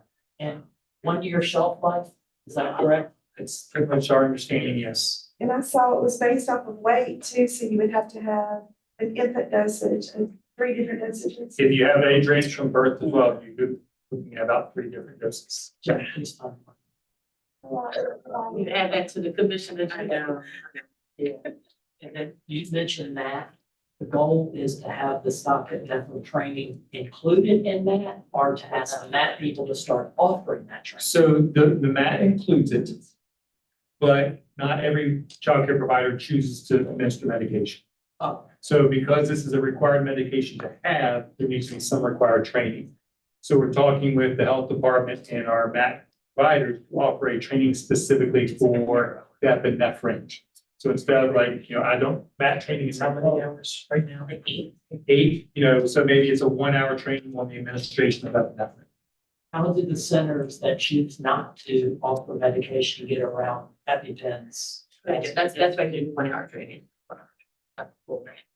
Or treatment?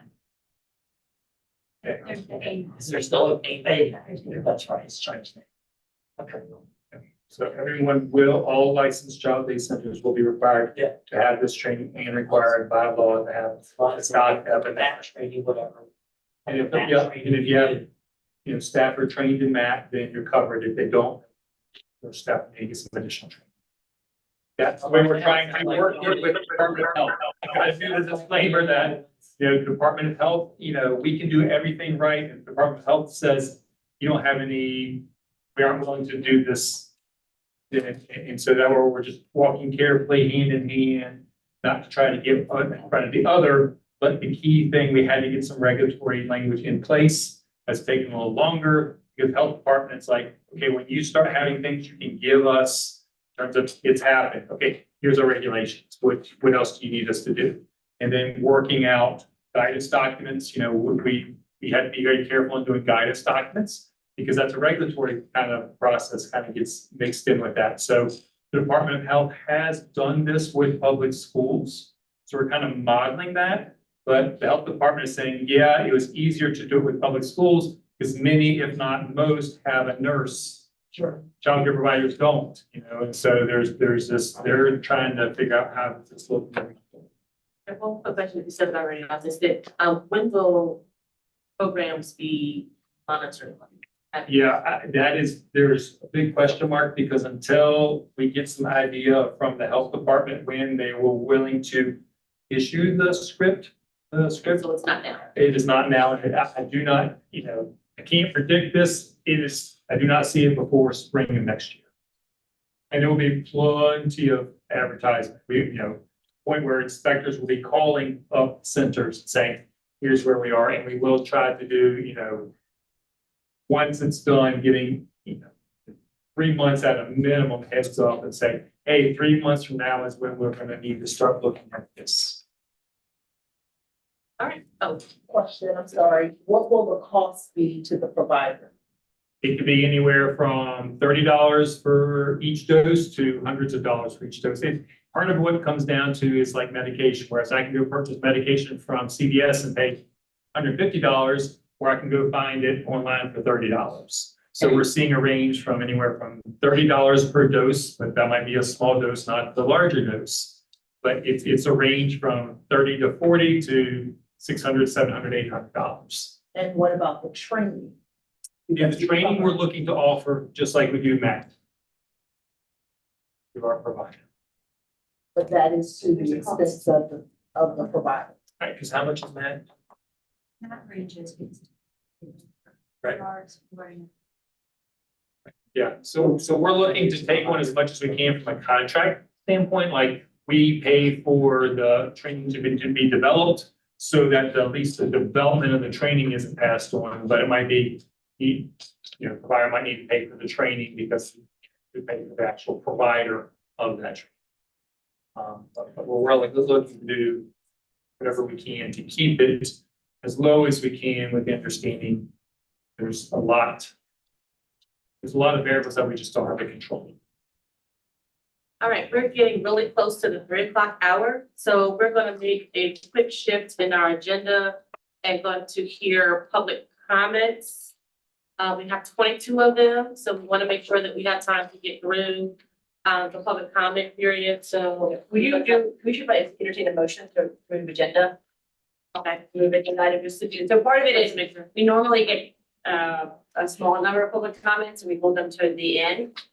Because the department recognizes the majority of these public comments relate to the action item, we think if this group okays it, that we would recommend that we do the public comment before the action item. All right, so we have a motion to move public comment to Roman numeral 5 instead of 6. Motion. Second. Motion been made and properly seconded. Further discussion? All those in favor say aye. Aye. All right, any opposed? All right, so, we received 23 public comments, for, all of which related to, the item code standards for licensed child day centers. Of those 23 public comments, 20 related to one particular provision. So, and use very similar language. So what we'll do is I will read the, first comment and then know that the other 19 strongly resemble that comment. I will then read three other complete comments and then one other additional paragraph where the majority of the comment was similar to comment 1 and then there was one distinction. We will also share these with you afterwards, but I think that's probably the best way to make sure that you're aware of the public comments before we get to the action item. So, the public comment 1, which as I said before, reflects 20 of the 23 public comments is, I am ready to express my deep concern regarding the proposed revision to APAC 20-780-310, specifically the removal of the phrase and subsequent licensing. This change would have a significant implication for many childcare centers across Virginia, including our own. As a center currently operating under the 25 square feet per child standard, we have consistently provided a safe, nurturing, and effective environment for our children. Our operations, staff to child ratios, and safety protocols are all designed around this standard, which has proven to be both successful and sustainable. Moving to a 35 square feet per child requirement would drastically reduce our center's capacity at time of sale, forcing us to unenroll nearly 1/3 of our students. This sudden change would not only disrupt the lives of the children and families we serve, but would also destabilize the financial viability of our center. This issue was thoroughly vetted by the Child Care Council in 2006, which recognized the significant burden such a requirement would place on Virginia families and the child care industry. The grandfather clause was implemented to protect existing centers and the families we serve from such disruption, ensuring continuity of care for children and stability for businesses. Removing the subsequent licensee's provision upon the sale or change of ownership of a center would effectively penalize longstanding, well-established centers like ours. It would create an unnecessary barrier to the continuation of quality care and could lead to reduction in available childcare slots across the state, exacerbating an already strained system. I strongly urge the Early Childhood Advisory Committee to reconsider this proposed revision. Maintaining the current grandfather clause, including for subsequent licensees, is essential to ensuring that Virginia's child care centers continue to operate successfully and safely without imposing undue burdens on family or the child care industry. This is public comment 1, 2, 3, 4, 5, 6, 8, 10, 11, 12, 13, 14, 15, 16, 18, 19, 20, 21, 22, and 23. Public comment 7 is, I understand the importance of safety protocols. I'm sorry, I should say that Trina Walker, who is a program director administrator. I understand the importance of safety protocols, which remain a priority. However, what data can the DOE provide to say otherwise? And if so, why not implement unique criteria for those facilities instead of destabilizing the industry? Childcare is essential to the economy at large, as well as instructional support to bridge school readiness. The proposed regulations would only exacerbate the system even further. Public comment 9. This is from Sarah Carroll at Cuddlebugs Child Development Center. One of my concerns is the change for sandboxes, 20 BAC, 2781, 250, indoor and outdoor play areas and equipment. J, sandboxes shall be covered when not in use. Sandboxes that don't have a bottom naturally drain and don't need to be covered. That was specified in the previous standards. If I were to cover my sandbox currently with a tarp after the rain, that would be an increased danger because then the sandbox wouldn't be able to naturally drain, causing pooling water. In the 15+ years, I have had bottomless sandboxes. We've never had problems.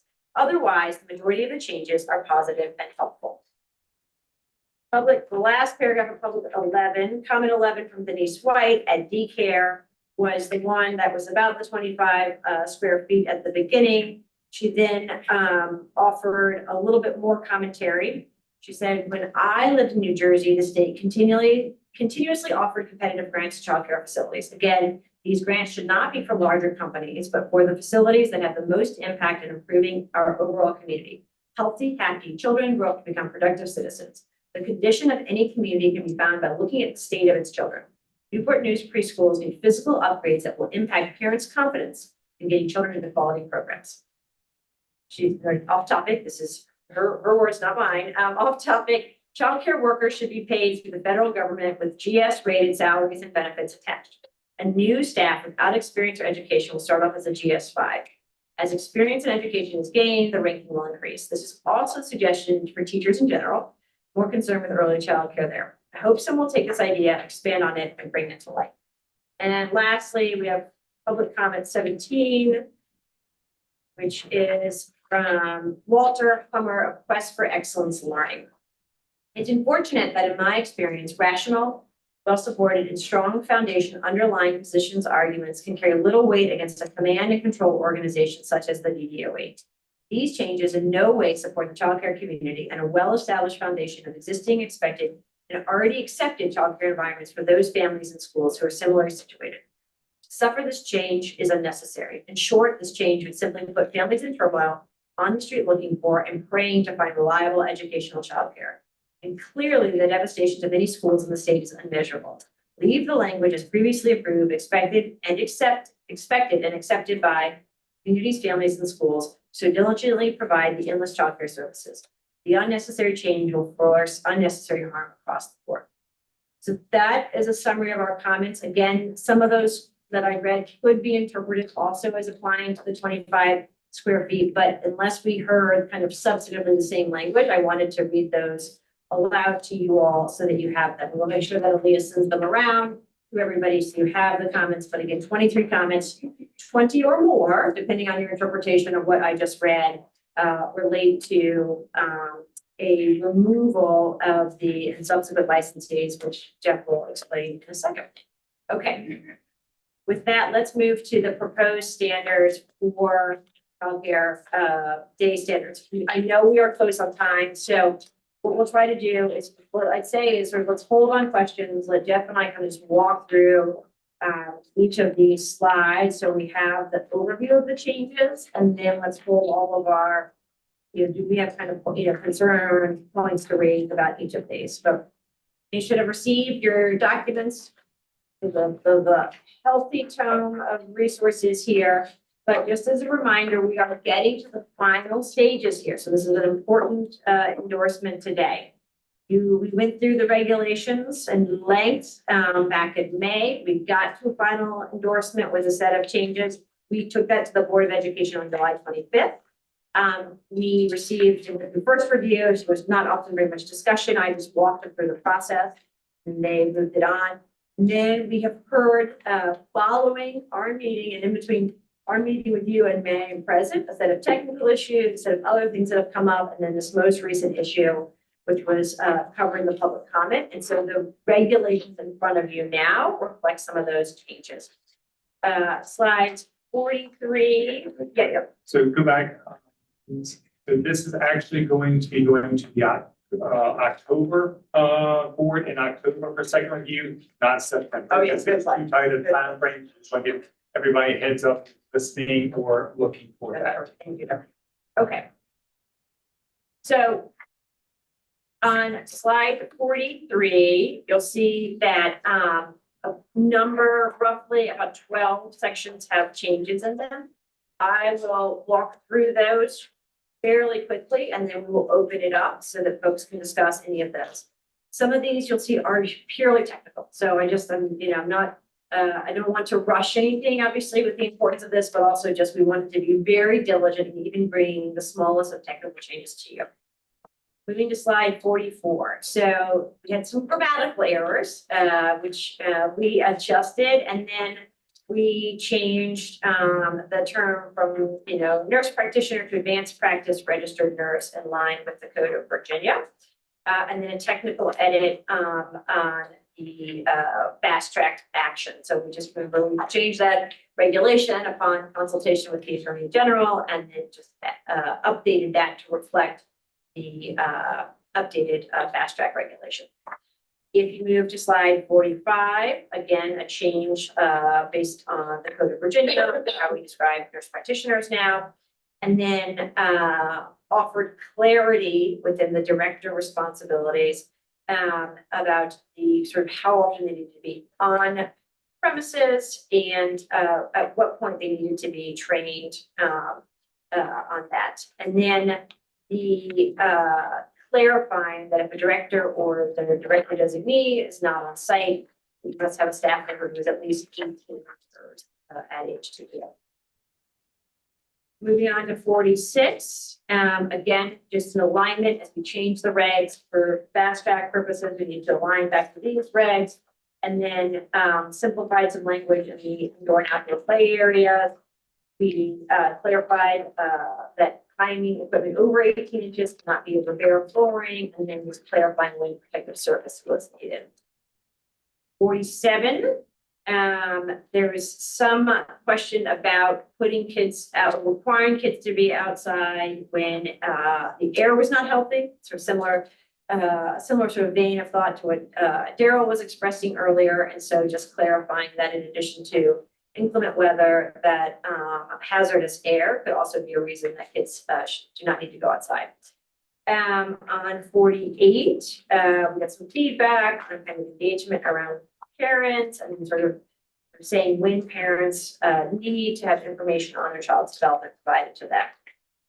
Then clarifying which materials, stuffed animals, stuffed dolls, dress-up clothes, and pillows, removable covers are the things that need to be washed either once a week or with soil. So we also don't want you washing poor teddy bear every day. Okay, it's like tough for him, the eyeballs fall out. I know that I've seen stuff needs, if you think your clothing fades, stuff is going through the wash, they come out a little malformed.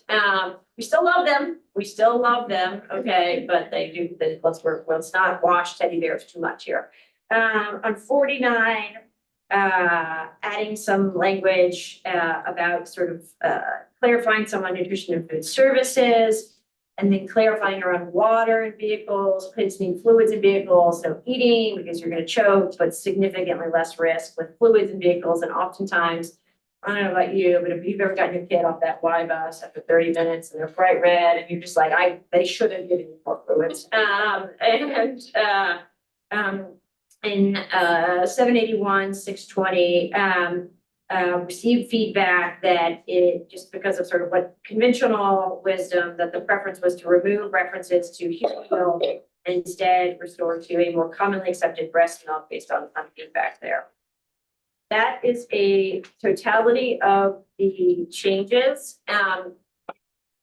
We have not made a change as it relates to the issue that came up during the public comment, we know, so I want to kind of hold there and note, we talked about next steps, but we're not done. We also have a discussion item of addressing this very clause, but before we get to that, let me pause and see if there are questions and concerns about the set of changes that I described from slide 43 to 49. Clark Anders. A short one on section 781-320. And this has to do 781-320. This has to do with the intervening time with infants when they're in a confined space. I know that when we, in our last in-person Ecac meeting, we went over a bullet list of public comments that had been submitted. There were a number of them that commented on the intervening time, which is now going to be 1 hour, with the department taking another look at that. I noticed it is still 1 hour. Did the department look at that? Is that still being looked at? So this is about midway. I wasn't gonna, but since 781, 320, daily care and activities for infants, and then on the back page, right before resting and sleeping. That's correct. Yeah, it's letter E. Paragraph letter E. This has to do with if an infant is in a high chair, it's been in that high chair for a period of time. Now that child is removed from that confining space, they have to have, I guess, free range per se, or some kind of atmosphere that is not confined for 1 hour before being moved to a crib or a playground. And your concern is that's too long. Yeah. I'm not against the mandate, I'm against the length of the. I will tell you, my infant aid teacher, she's a gem, she both me 15 years, she had you tour. When I shared that with her, if you could see the look on her face, and she said, how am I gonna do that? Right now, I don't.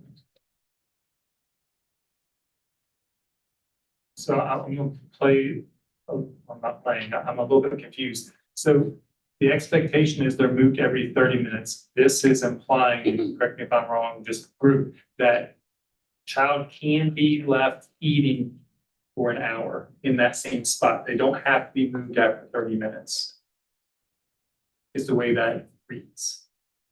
Okay. So it's an exception to the 30 to allow for an hour. So an infant is sitting in their seat, they eat for 15 minutes, then they play with their food for 30 minutes, and they eat another 15 or 20 minutes. Okay, now it's time that we need to the child to the next location.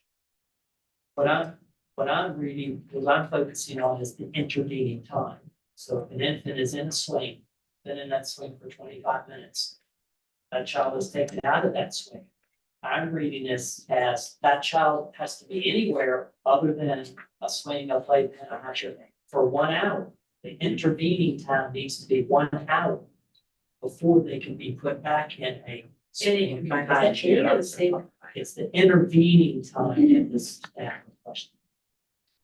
Reading that incorrectly. So is it essentially, as long as they go from a swing to a high chair to a crib to a, so it's not that they can't be in either one of those confinements for more than an hour? Like you can't be in the high chair for more than an hour, but you can go from the high chair to. That you can't go from one piece of confinement to another if you are awake. So you could fall asleep in your high chair and then be moved to a crib. But you can't stay in your bobby seat or whatever for 30 minutes and then be moved to a spacer for 30. The only way to do that is to have a 1 hour intervening time in between. Or except if you're eating, like you can be moved from your bobby seat to your high chair if it's food time, like you don't have to wait, you can't like starve the baby, I'd say, but.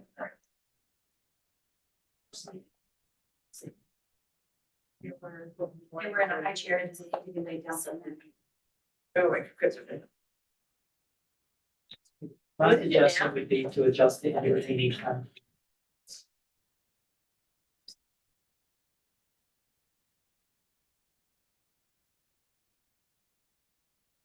What's the current standard? I don't think there is one currently. How did, we have a quick question, how did the hour? Yeah. Is that recommended by? Yeah.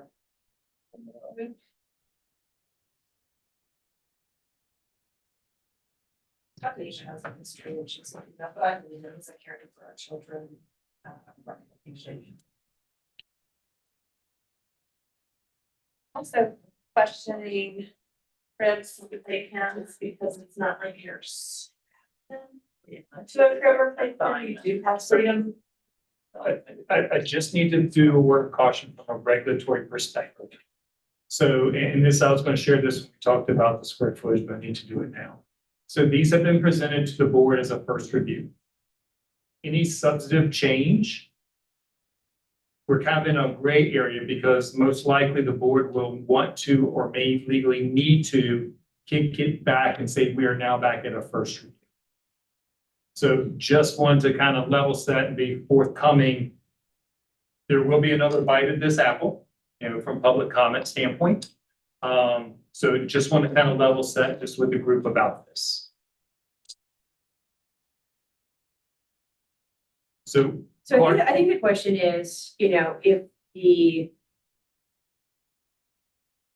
I think where Jeff is going on that is that if we're sort of sort of pull apart the entire regulation, but there's some risk we'd have to kind of take this back. I think there's a question around timing and if the group would feel more comfortable with 30 minutes versus 1 hour, whether or not this group wanted to endorse with that recommendation.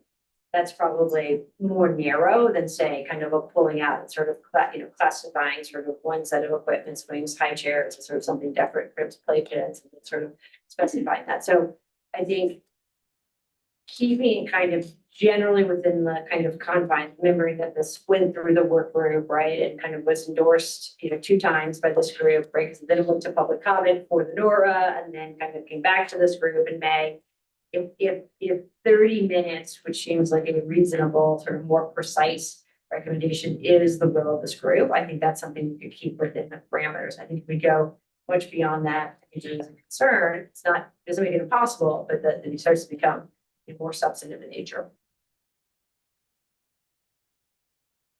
Just removing that last sentence, because you already mentioned earlier that if the child's not actively eating, it only applies if they're not actively eating. So adding the sentence at the end makes it confusing because then you're thinking intervening, that's between the times that they're confined.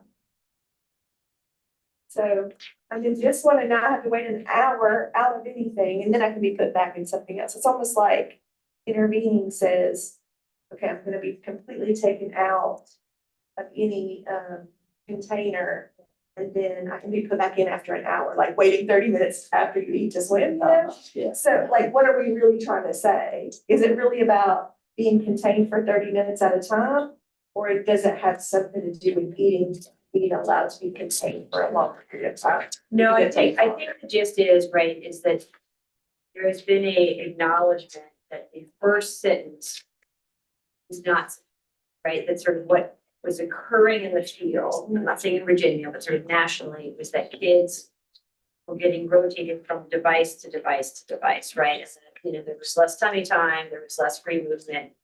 To Vivian's point, you know, a really big playpen is functionally the same as putting it in a carpet. So like that's why I think, well, we want to be careful here about not sort of rewriting everything, but it's the eating is an exception, but the sort of the core purpose of the sentence is to say, you know now in 2024 that putting a small child in multiple strapped in devices is not advantageous to their development. And I think when we're talking about the trade-offs, the issue here is that, you know, as you think about the kind of balance around ratios and sort of trying to shift practices, like there is some legitimate risk, but if we are not explicit, that some folks will say, you know, 9:30 is in this seat and then in this seat and then that, and all of a sudden the child gets to mid-afternoon, right?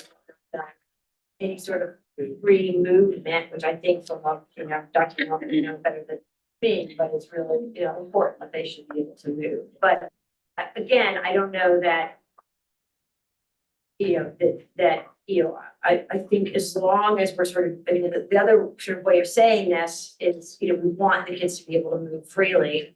And I think whether it's 30 minutes where you compromise around achieving that, you know, again, noting that for some programs, this will be the minimum, right? Like, and other programs are gonna do, you know, obviously gonna say, as much as we can, we're gonna coach our teachers to put their kids on the floor, mumbling, going over, putting each other's hands in their mouths and getting sick and not coming back. So, Okay, what I hear then is that it is okay, I'm trying to like interpret this from a provider standpoint. It is okay to be fed in my high chair and then go to a sleep. Because I was eating and now I can still go and sit in my sleep for a little while. Because maybe I need to sit up to process my food. And throw up. Yeah, I can throw up. Okay, that makes more sense. I mean, is it like playpen, it's a playpen or whichever, that's one of those, you know, you fold it up, you unfold it, you take your mom's out. Or, like, or is it, you know, where we have wood structures and they have to play area in between, I'm just wondering, you pull that out almost. See what I'm saying, you could, that wouldn't be in that for at least an hour after they. So, And that wouldn't be a substantial. yeah. But just, so the exception is that, so just by striking that, then you make everything the same, there's no exceptions for eating. Yeah. So it's just, that's just be mindful of by striking that you're getting rid of an exception that allows for something that might not otherwise be allowed. I think the last sentence has to be in there because you have to know when to restart the clock. Right. So, but I suggest we. And I can make that in a motion. That's. Probably back in the description. What is confinement in, so that. Or is your teacher worried that? I think the difference in whether we remove an item from the language versus change. Right, I don't hear that sparks issue though, because my point is that it's not about, if there is about, what I hear he's saying from his infant teacher is that there's a scenario in which within 45 minutes, I'd like my child to go from a swing to, you know, something else. Not sleep cribs are covered in this, you know, so my weight child to move from a, you know, a swing to the, you know, I don't know, play with non-toxic clay in a high chair, right? And then right now that prevents it, that's a longer period of time. And keep in mind, in the classroom setting, you know, the state ratio is 4-to-1. So you have that one teacher who's meeting the needs of 4 infants at the same time, attempting at the same time, every second of it. And depending on the clock, when it's restarting, on child 1, 2, and 3, if you're in a situation where you need to be one-on-one with this one, this one's clock's not up to 49 minutes and you've got still 3 minutes. There's just times that's why my infant teacher looked at me with this horror in the face and said, how am I gonna do that? I think there should be an intervening time. I think an hour is a bit long. Well, to change it, like you said, Jenna, to 30 minutes, if we go with that, is that the least? Is that the easiest way? I would argue yes, but that's ultimately Jenna and the, Yeah. and the board saying, yeah, we're okay with that. That's ultimately. Rather than take out the last one, all that stuff you manipulate. Part of why I would say yes, that's less because, one of the things that we're interested in is, not overburdening. And this is actually an exception, this is an allowance. And so by striking it all the way, it's a balance though. It's an exception with a restriction. So it still balances about just saying, hey, we feel that this is a little better. Yeah.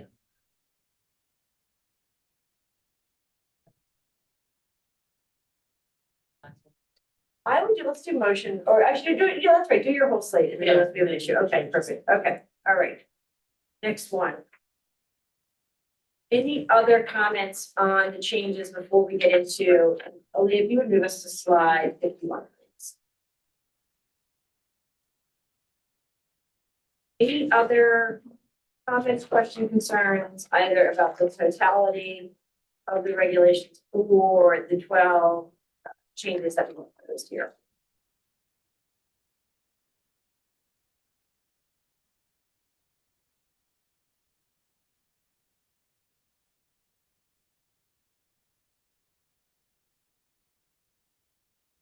Yeah, so let's do that. So let's do that. So let's do, if we don't have any other changes, what I would recommend to the chair is a endorsement vote on Clark's first recommendation. And then we can kind of get into this issue because that was sort of initially prior to some of the current concerns that clearly emerged in public comment was the sort of totality of our changes. So Clark has made you'll move it to you. Let's make a decision on that and then we can move it to the next item. Question. So, there's nothing before we go, Melinda? You're on mute. Oh. No, all right, thank you. So the, and Jackie, you can bring me up to speed on this. I'm not bringing up to speed, but correct me if I'm wrong. 35 square feet is required of infant toddler childcare by Head Start. Oh, yeah, this would not even. Oh, yeah, hold that thought, Melinda. Yeah, we're gonna vote on this thing first, and then we'll get into the square feet. Okay, all right, thank you. All right, so we have the regulations with the proposed changes that Jenna and Jeff discussed, in addition to amending the 781-320E from 1 hour to 30 minutes. The motion. Oh, a motion to endorse with architecture those recommendations in addition to Clark's recommendation.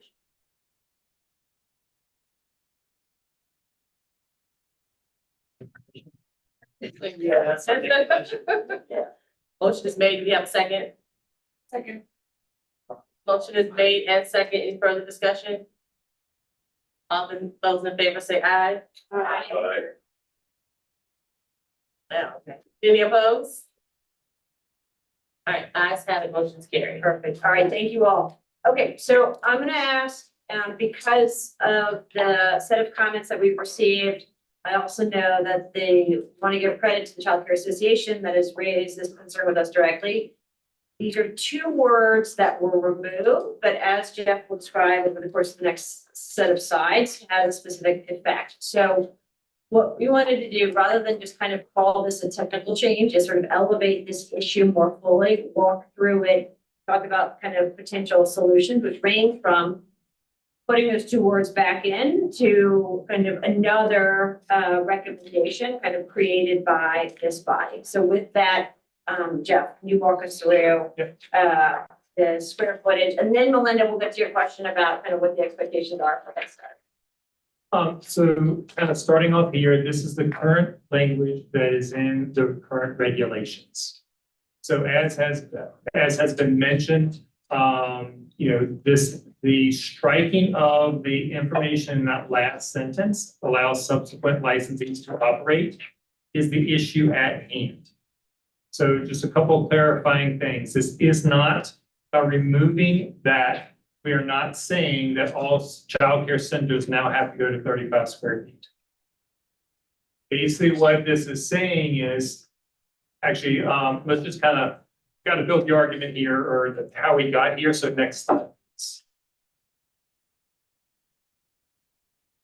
So here the information is very similar. Centers shall have the 35 suite of indoor space for each child. Licenses that operate in buildings approved prior to June 28 were licensed prior to the effective date shall have 25 square feet of indoor space for each child 16 months and older. Part of that is because for infants, we are already at that. So what this does is it prohibits subsequent licensees from operating under the 25 square foot requirement and requires 35 square feet, regardless of the building. Right? So as it stands now, buildings are grandfathered.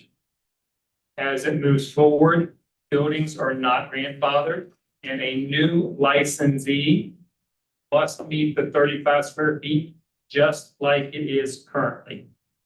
So if I purchase a new building today, I got to have 35 square feet. Or if I rent in a building that was not licensed before, I have to have 35 square feet. If I rent a building or purchase a building that is currently licensed during these dates, then I can provide the 25 square feet. So the grandfathering is about the building. So what's important to understand is when we talk about the 2006 JLARC report, the proposed regulation that this report recognizes basically was going to require all child day programs within 5 years to be at 35 square feet. So this study was based on the assumption that every single child care program, regardless of the past, would need to be moving towards 35 square feet. The compromise back in this date was that we would continue that everybody, if you're currently licensed, you could stay, and the grandfathering of the building. So a couple important things just to kind of frame moving forward. In 2004, 43 states required 35 square feet at that time for all programs. So by requiring new programs to be at 35 square feet in the past, was moving Virginia towards this standard with the understanding that, hey, we aren't there. And just like we've talked about before, we must consider a financial cost to provide us that we don't operate in vacuum. If we operate in a vacuum and had endless money, we'd have a 2-to-1 ratio, 2 adults for 1 child. But we didn't. And so what was left on the table was that these buildings would continue to be grandfathered as they move forward. Based on what was originally proposed, JLARC did the study and said 17% of the facilities, because of their current enrollment, would have to disenroll approximately 16% of their children. And that would be across the board, and that's based on, that did not calculate whether they're doing 35 square feet now. That was basically based on enrollment in each classroom. In 2006. In 2006, because each classroom, because the difficulty in getting very definitive numbers is this truly is facility specific. I might say I only want 8 infants in that room, even though it might allow for 10, because I can't afford a 2-to-1 ratio for infants. So in some instances, going to 35 square feet isn't going to affect their enrollment because they already reduced enrollment and they could not financially support full capacity based on the structure of that. So that's kind of where we are. It's like acknowledge that for some providers, those providers who own their building, not rent, because if they rent, it's someone else. If I as a provider own the building and I sell it down the road and I can't do it to full capacity, then there's going to be a financial impact upon my business. And so that's why the compromise was made at that point. So a couple of things to understand though about licensing and regulation. So when you know, as you read through this, you'll see that some providers are LLCs. If I, Jeff Williams, own Jeff Williams LLC, and I sell Jeff Williams LLC to Jennifer, Jennifer can continue with the 25 square feet because it's going to be the same licensee. Now, if I want to sell Jeff Williams LLC and Jennifer says, no, I'm not going to buy LLC, I just want to buy your building, then Jennifer's going to have the 35 square feet moving forward, even if I don't. So it's just important to understand there will be an impact on some programs if they do not sell their company, if they want a certain capacity, and it's like, I have a capacity of 100. Legally, the next person that comes in, if they don't buy my LLC or I'm a sole proprietor and they get a new license, they might only have a capacity of 85. And so there might be a disincentive for me as a purchaser to buy a certain program because I can buy this building at the exact same cost and get 100 children in, or I can buy this building, but I can only get 85 in it. So the kind of way to think about this, anybody who's opening a brand new building has to follow the 35 square feet, and that has been in practice for 16 years, right? The issue at hand here is that it used to say we not only sort of grandfathered the buildings in, which means it was sort of the current operators who negotiated this compromise back in 2006, 2008, and any subsequent operators. And from a fairness and child safety perspective, the question is, when does that end, right? And should that go on perpetuity?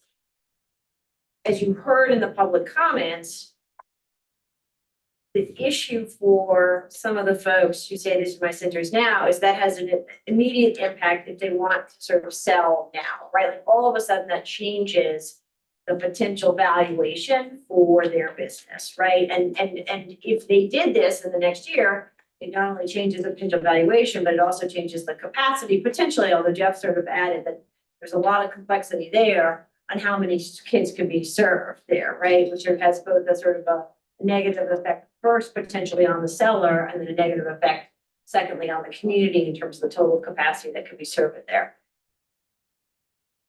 And so there's sort of a couple of options here. One is you sort of remove that and allow this to kind of continue in perpetuity. What it does, it creates, as we get further and further away from when we all agreed on the changes in 2008, it just creates sort of two different sets of standards, right? And the extent to which, is Virginia comfortable with that? The second piece is that it's addressing kind of the concerns of folks currently, right, who might sell in a reasonable time period.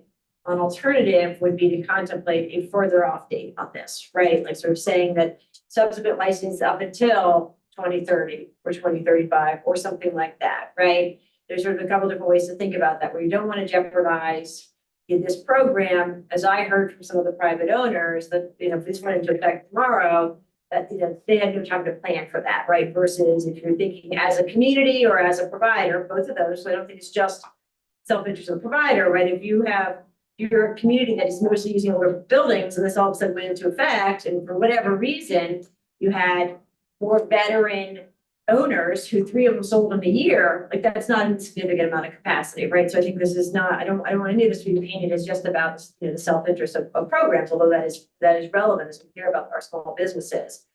But so part of it is how much of this is we want this sort of to be different in perpetuity, how much of this is, we're willing to sort of allow for some more difference, but at some point want that to end, or whether or not we say, 16 years is sufficient and, we need to sort of align.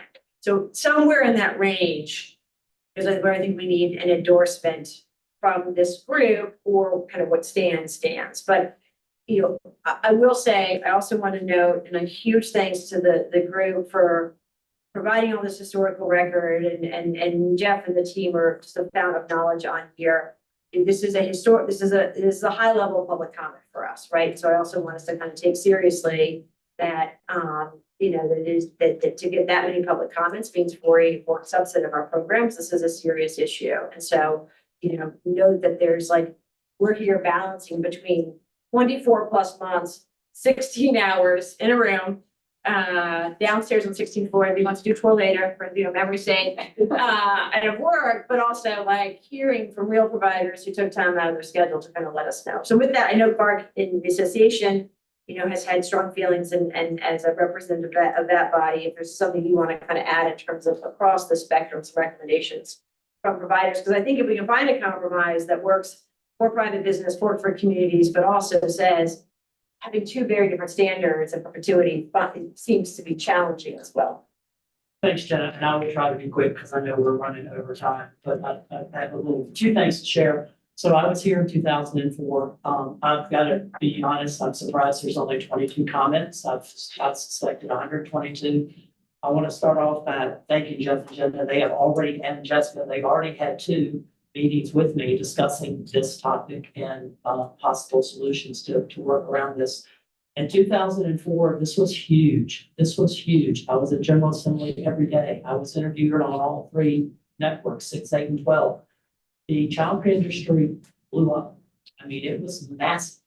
And the quick equation was, and again, it was including infant programs because they were already 35 square feet per child. And Jeff pointed out in the JLAR study that it did depend on enrollment. But if your classroom was full, you were potentially disenrolling about 1/3 of your children. Now, the other thing, and this is business owners have to make hard business decisions every day.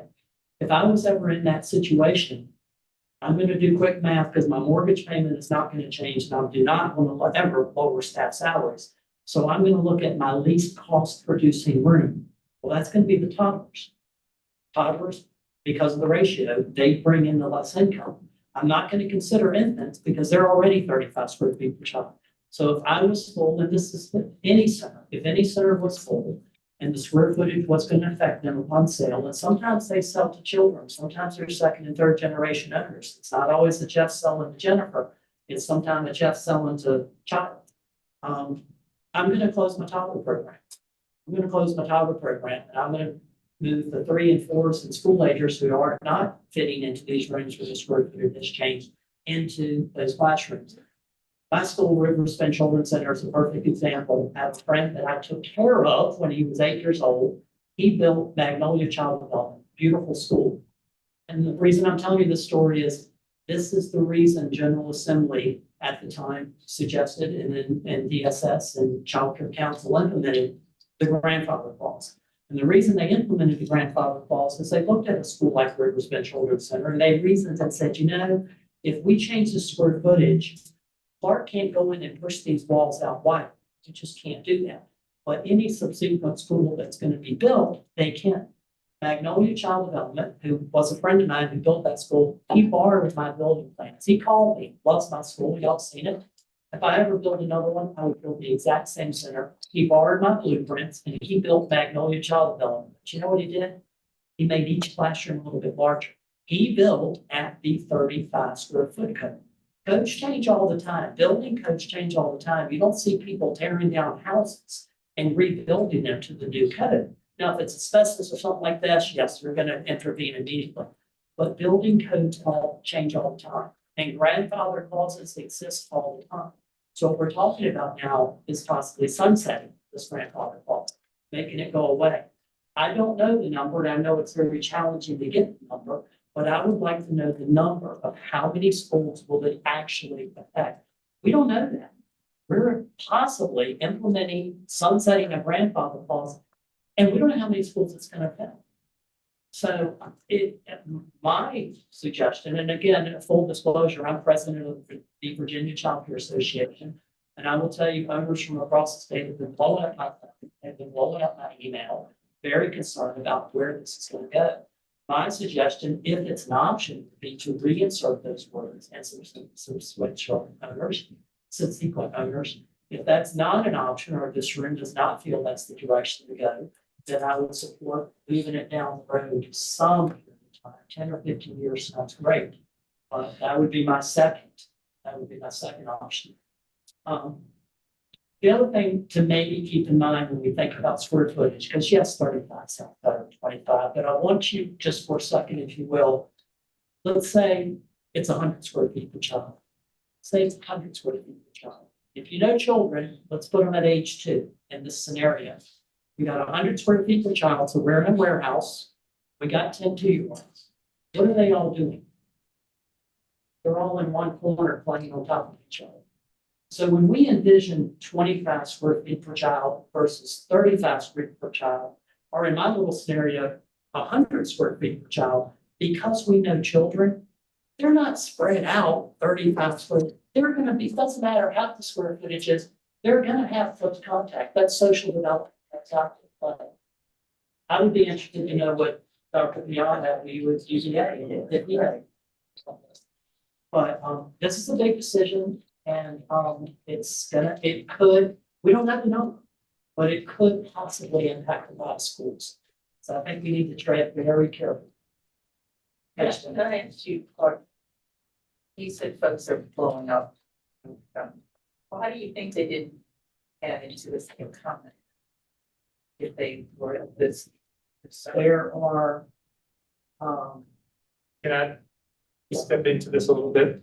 So what's important to understand is DOE did something a little different regarding our public comments for the NORA. The NORA, technically, we do not give as much information as we did in the NORA. And so the public comments for the NORA legally were tied to the NORA about opening up the regs. Anything else was just kind of extra. It really will be this next public comment where we will have to start addressing in more detail, what's going on. So I think that was part of it. That was really supposed to be geared just for opening up the regs. I think the other piece too, I mean, just realistically, and so I think this group has to balance, right, is that anytime you have a substantive, you right, like, and as the folks who look through the track changes, most of the point that your eyeballs go back in your head, right? There was like so much movement. So I mean, even just the example Clark gave on the 1 hour. I mean, I just think, and this is so, I say this to sort of say, my guess is it's not the end of some of these things, is like, because this was 2 words, right? So 3 words rather. So this is going to come forward.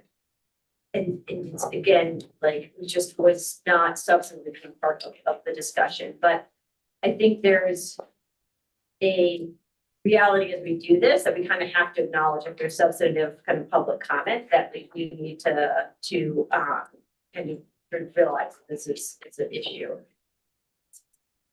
I don't know, and I know we got folks sort of need to leave, so I think the kind of there's sort of a couple of options here. I mean, one is we can, at a minimum, kind of sort of do a motion and see if folks are sort of saying, hey, there's enough public comment that at a minimum we want to leave this in, and then sort of call on us to study this and potentially come back.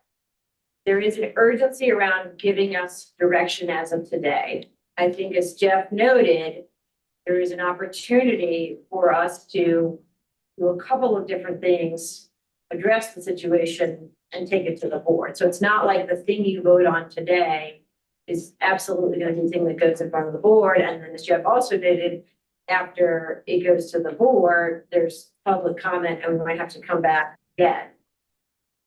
I think Clark makes a very good point about sort of, it's a little hard for any of us to understand the size of the problem. And so there could be this motion to say, take it out for now, but like, hey, department, pay attention to this because we're not comfortable, and analyze the problem and come back to us, right? There could be options, so keep it in for now, go back and analyze the problem, or I think to Clark's point, push it off and go back and analyze the program. And I don't, again, any of those are doable options.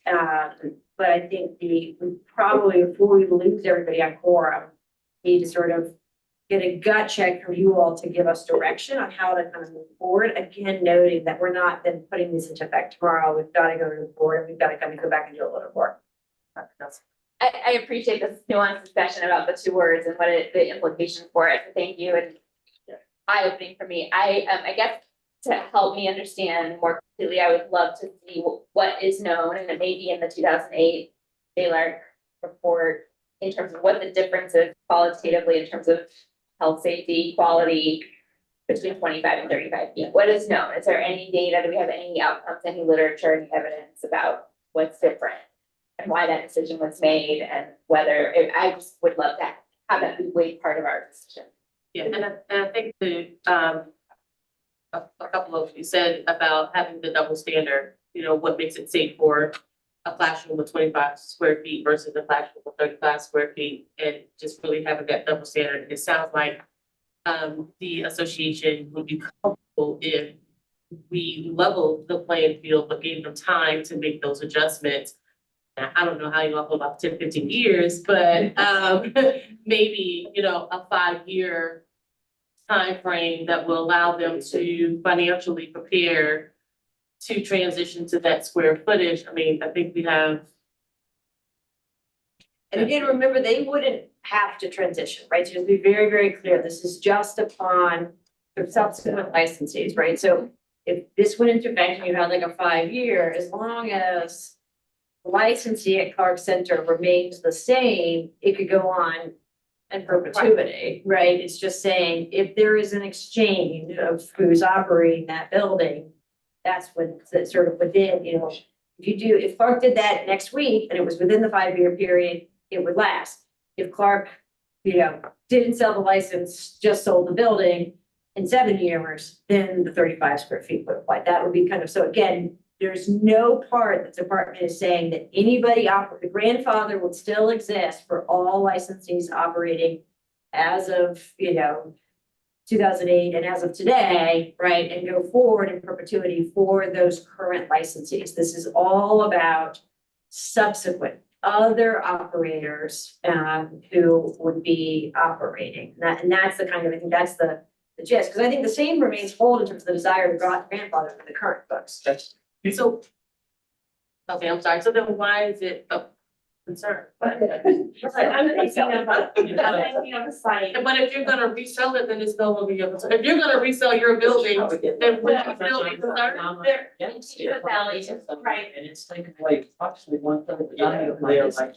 No, I'm saying if you sell your business. But he's saying the valuation of the current building will be based on how many kids you will serve. The attorney will say, even though you serve this many today, Shaiki, when you buy this building, you actually gonna serve this many. So you have to, think about like the problem. Now, there's a whole bunch of, now arguably, when you sell something, there's a whole bunch of things, right? Park's neighborhood might be much better, Park's neighborhood might be much worse, right? So like, it's not. The reputation of the. If I buy a school, whether you want to take that. is whether they license for, because that's my income. Okay, let's just get to the numbers. That's my income.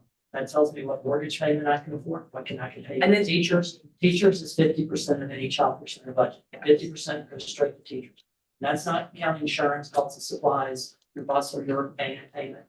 It's expensive. So can we say that as a compromise at this point, as you move into 30, whatever, 7 years? But ask that it be studied.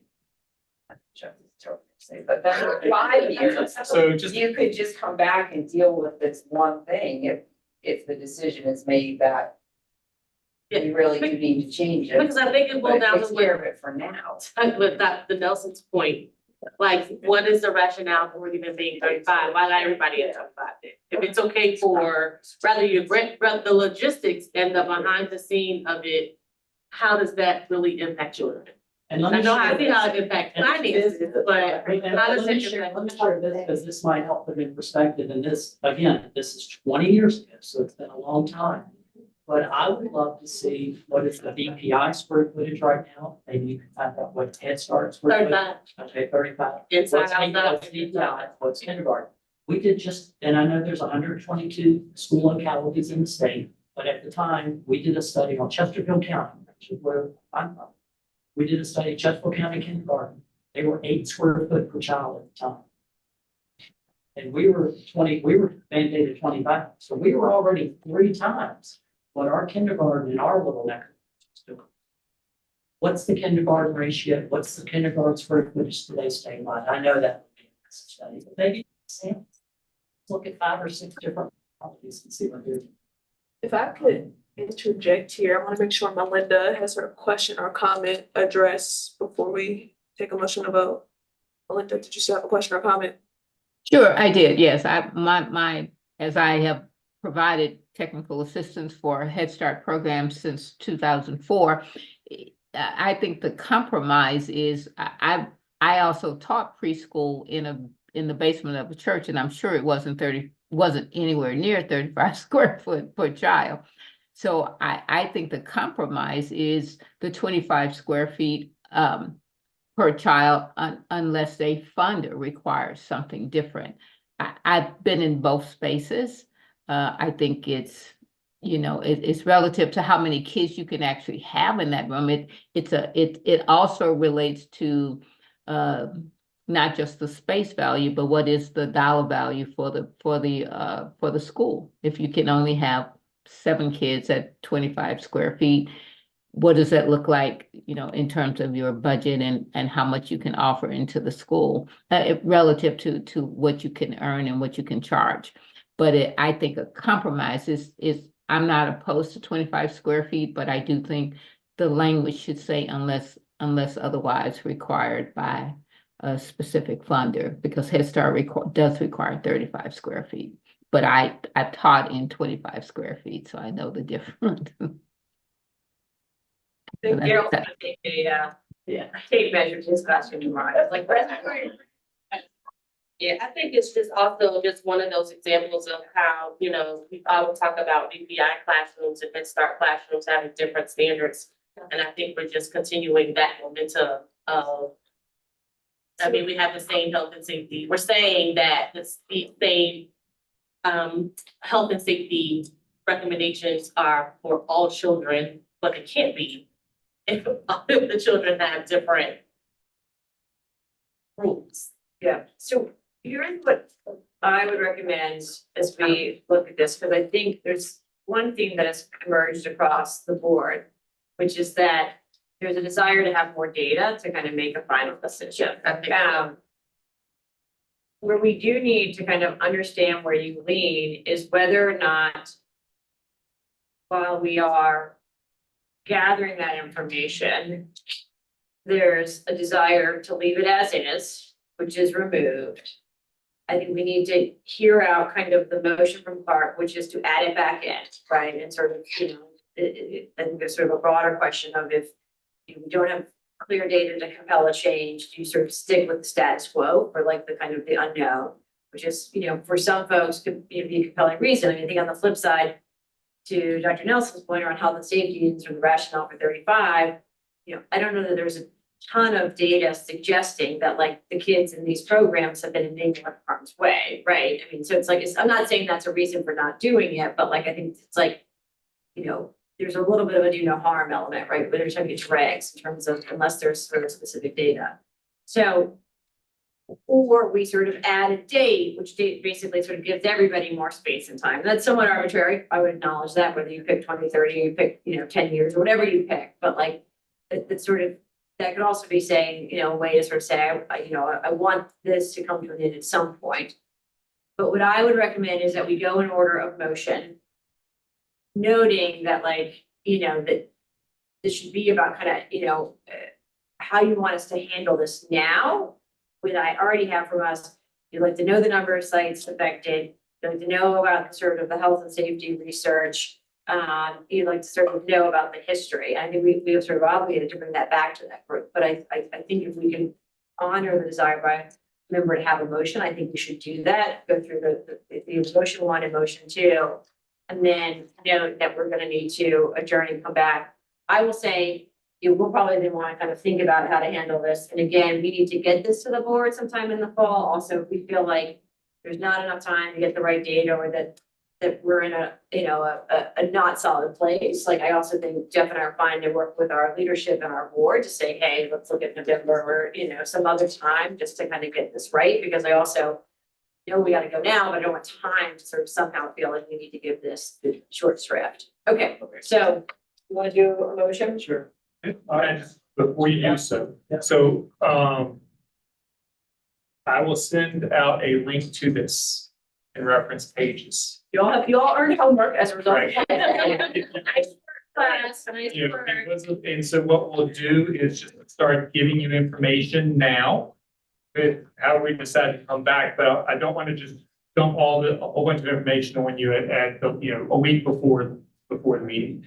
Because this does address, like what was the research, what did JLARC find regarding 35 square feet? And they're like, oh, we found the National Resource Center for Health and Safety in Children, American Health.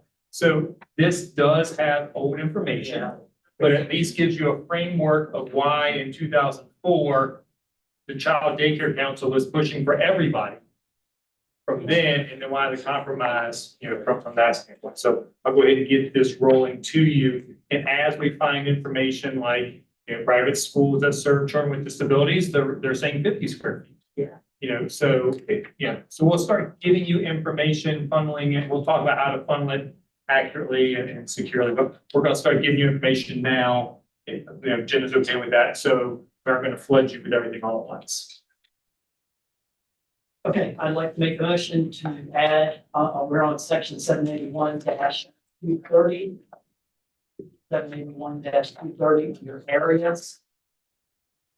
Letter C.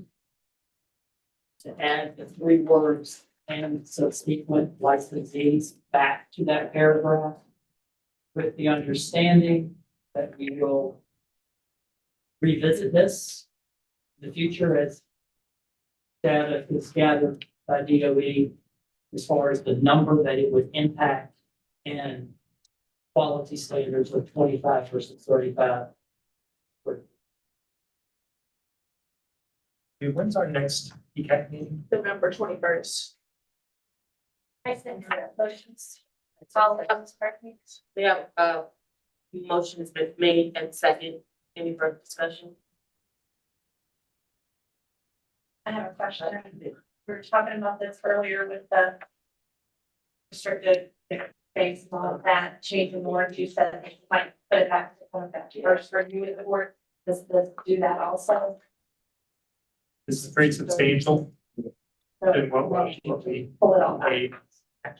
So No, I think that's right. It is substantial. I think because it is identical to what exists, if this body endorses that, I think we can sort of potentially manage that. I mean, again, but it's, if it were this substantial and we're not the existing language, I would say 100% we gotta go back. I think the question is whether or not it is substantial relative to what came out in the NORA. It is less substantial when you sort of consider it in light of what is, and so I'd probably sort of have us defer to our attorneys. So if you added the 30, that's gonna be more substantial, probably than the tiny past language. Yeah.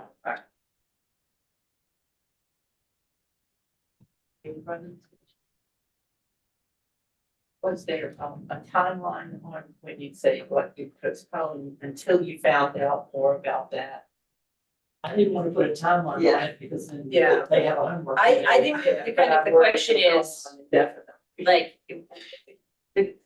sort of what you're deciding here is like, what do you want to be in the interim, right? You want to keep it as is, and then the obligation is, if you want to change it, like this group needs to come back, sort of proactively change it, or do you want to kind of have the sunset sort of actively out there? But I think I would, knowing this good sort of discussion to carry on, it has to give us a timeline on that.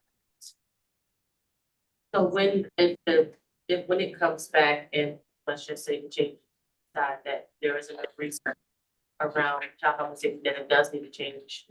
It does need to change. It would be have to go through the process all over again in terms of.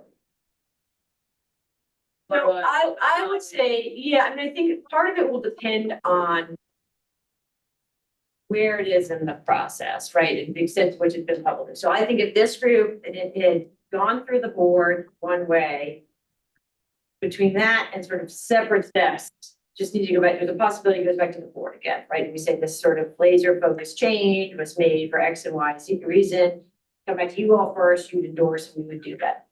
If it had already been on town hall and we're out there, then I think we would require, major restepping. But, the other, and I think, again, depending on where you all land, you can also, and if,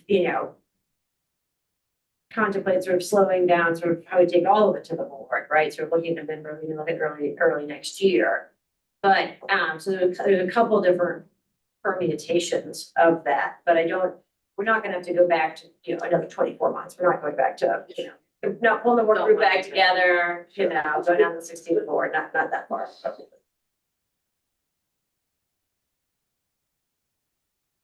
The motion, the second, we have a motion, the second, and adding in and subsequent licensees to 71-230. And we will be taking this to the October board. Assuming that, then they bless it, it goes to the governor's office and that, Ellie, can you go back several slides to the other? Don't want everybody to. Well, then you go. Yep, there you go. Right, so that's what I was gonna ask, is it feasible that somewhere between now and the time it gets to town hall and it's at the point of no return? Correct. Is it feasible to have There's some? never, to be clear, guys, there's never a point of no. Point of return, but going back through the whole process. Yes, I mean, I think there's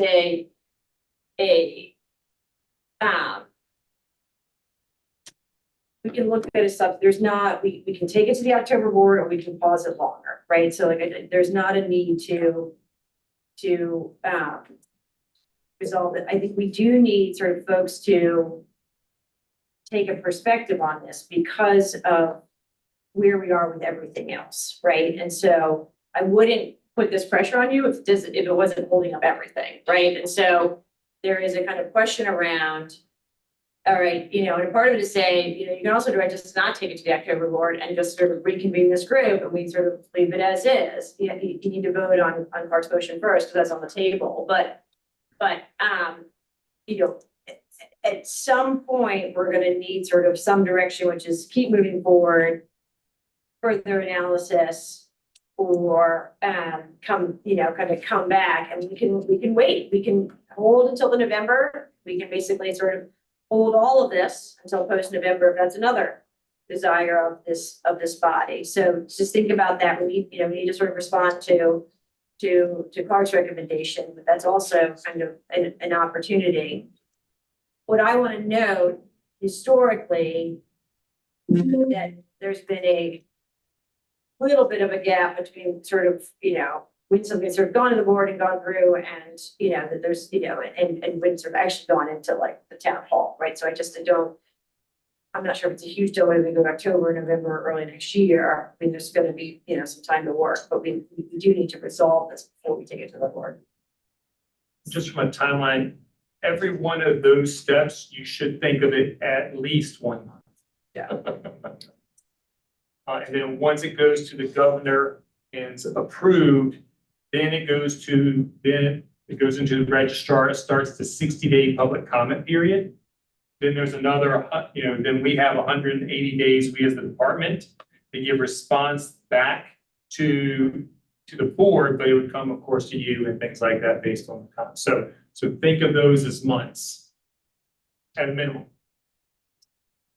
But changes can happen during that process. So whatever changes need to happen before that process. So is it more feasible to push back presenting it to the board another month or two than to push it to the board and then say, okay, wait a minute, we want to change this now. Yeah. And then I mean, that's certainly one recommendation could be that you want us to bring back that information in November, and that would, we would not take it to the board prior to that. Okay, so while that simmers in your thoughts, there is a motion on the floor. From Clark, and the motion has been seconded. So we need to vote on rather we'll add that language to the regulations and move it forward or not. So all in favor, say aye. Aye. Any opposed? Yeah. Alright, so can we do a short hands? Yeah, let's do a show of hands. So all in favor, you do a show of hands. If you are online, if you can put it in the chat, please, just makes it easier for us to record. Just say I for adding the language back. And in the room, if you can raise your hands. Adding back. And how many online? I just have one hand raised online and I have no comments in the chat. So that's 5 nays. Opposed. Opposed. Gina voted to add the language back. Sorry, it just came through. They're coming through. 1, 2, 3. We got 6 in the room. Yep, 6. And how many online? 2, 3. 3 to add the language back online. 3 adding language back. So that's 7. Let's do, okay, Yeah. we need to go one by one, we need to go one by one. Okay, need to roll call. Yeah, we need to roll call. And you can either, it's yay, nay, or abstain. Those are no cricket forever. All right, can you repeat? What did you? Sorry. The most, Clark, I don't wanna jumble your words, so we're on regulation 781-230. So guys online, Clark is going to read through the motion, already been seconded, and we're gonna go one by one, and you need to respond yay, nay, or abstain. So on section 781-230, the chapter is areas, letter C. I'm making the motion that we reinstate the 3 words and subsequent licensees regarding the 25 square foot of indoor space. Until such time that the Department of Education can report back to us data such as how many centers would be impacted by this change, as well as any quality of care studies that have been done on square foot, best practices, square footage for children. Just one level set. Some of that we're not going to be able to give you the way it's worded. Without looking at all 2,500 individual licensees. You got to do some aggregate data because some of this you're asking we cannot do without pulling 25. To the extent people. Yeah. To the extent people. Yeah, okay. With that being said, you good? Yeah. Ready? Susan? Nay. Dr. Nelson? Nay. But he is not here. Cecilia?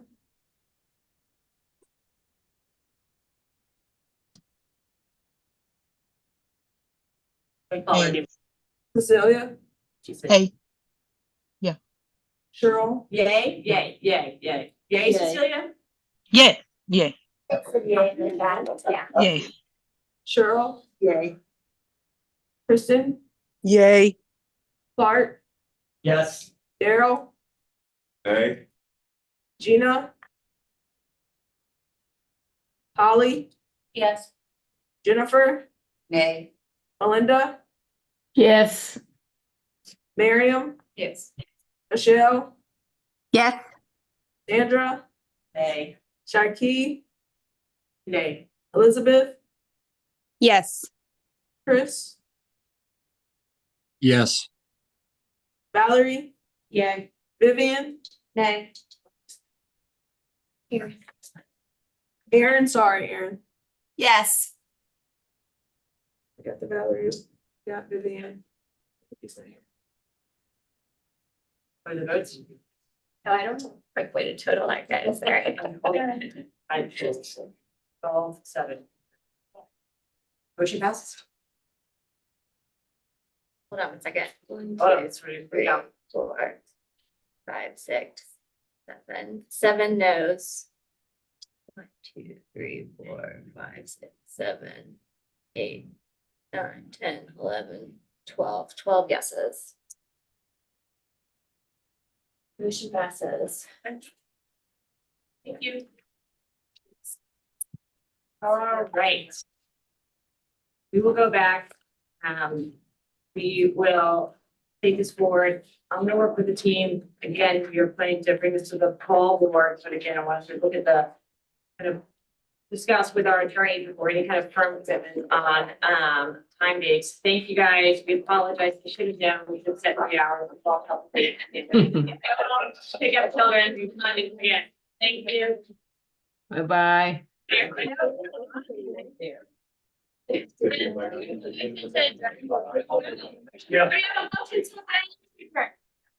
Second. Second. Thank you. Motion has been made and properly second. All in favor, say aye. All together.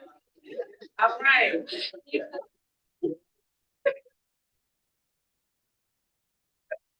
That takes the thing there. Yeah.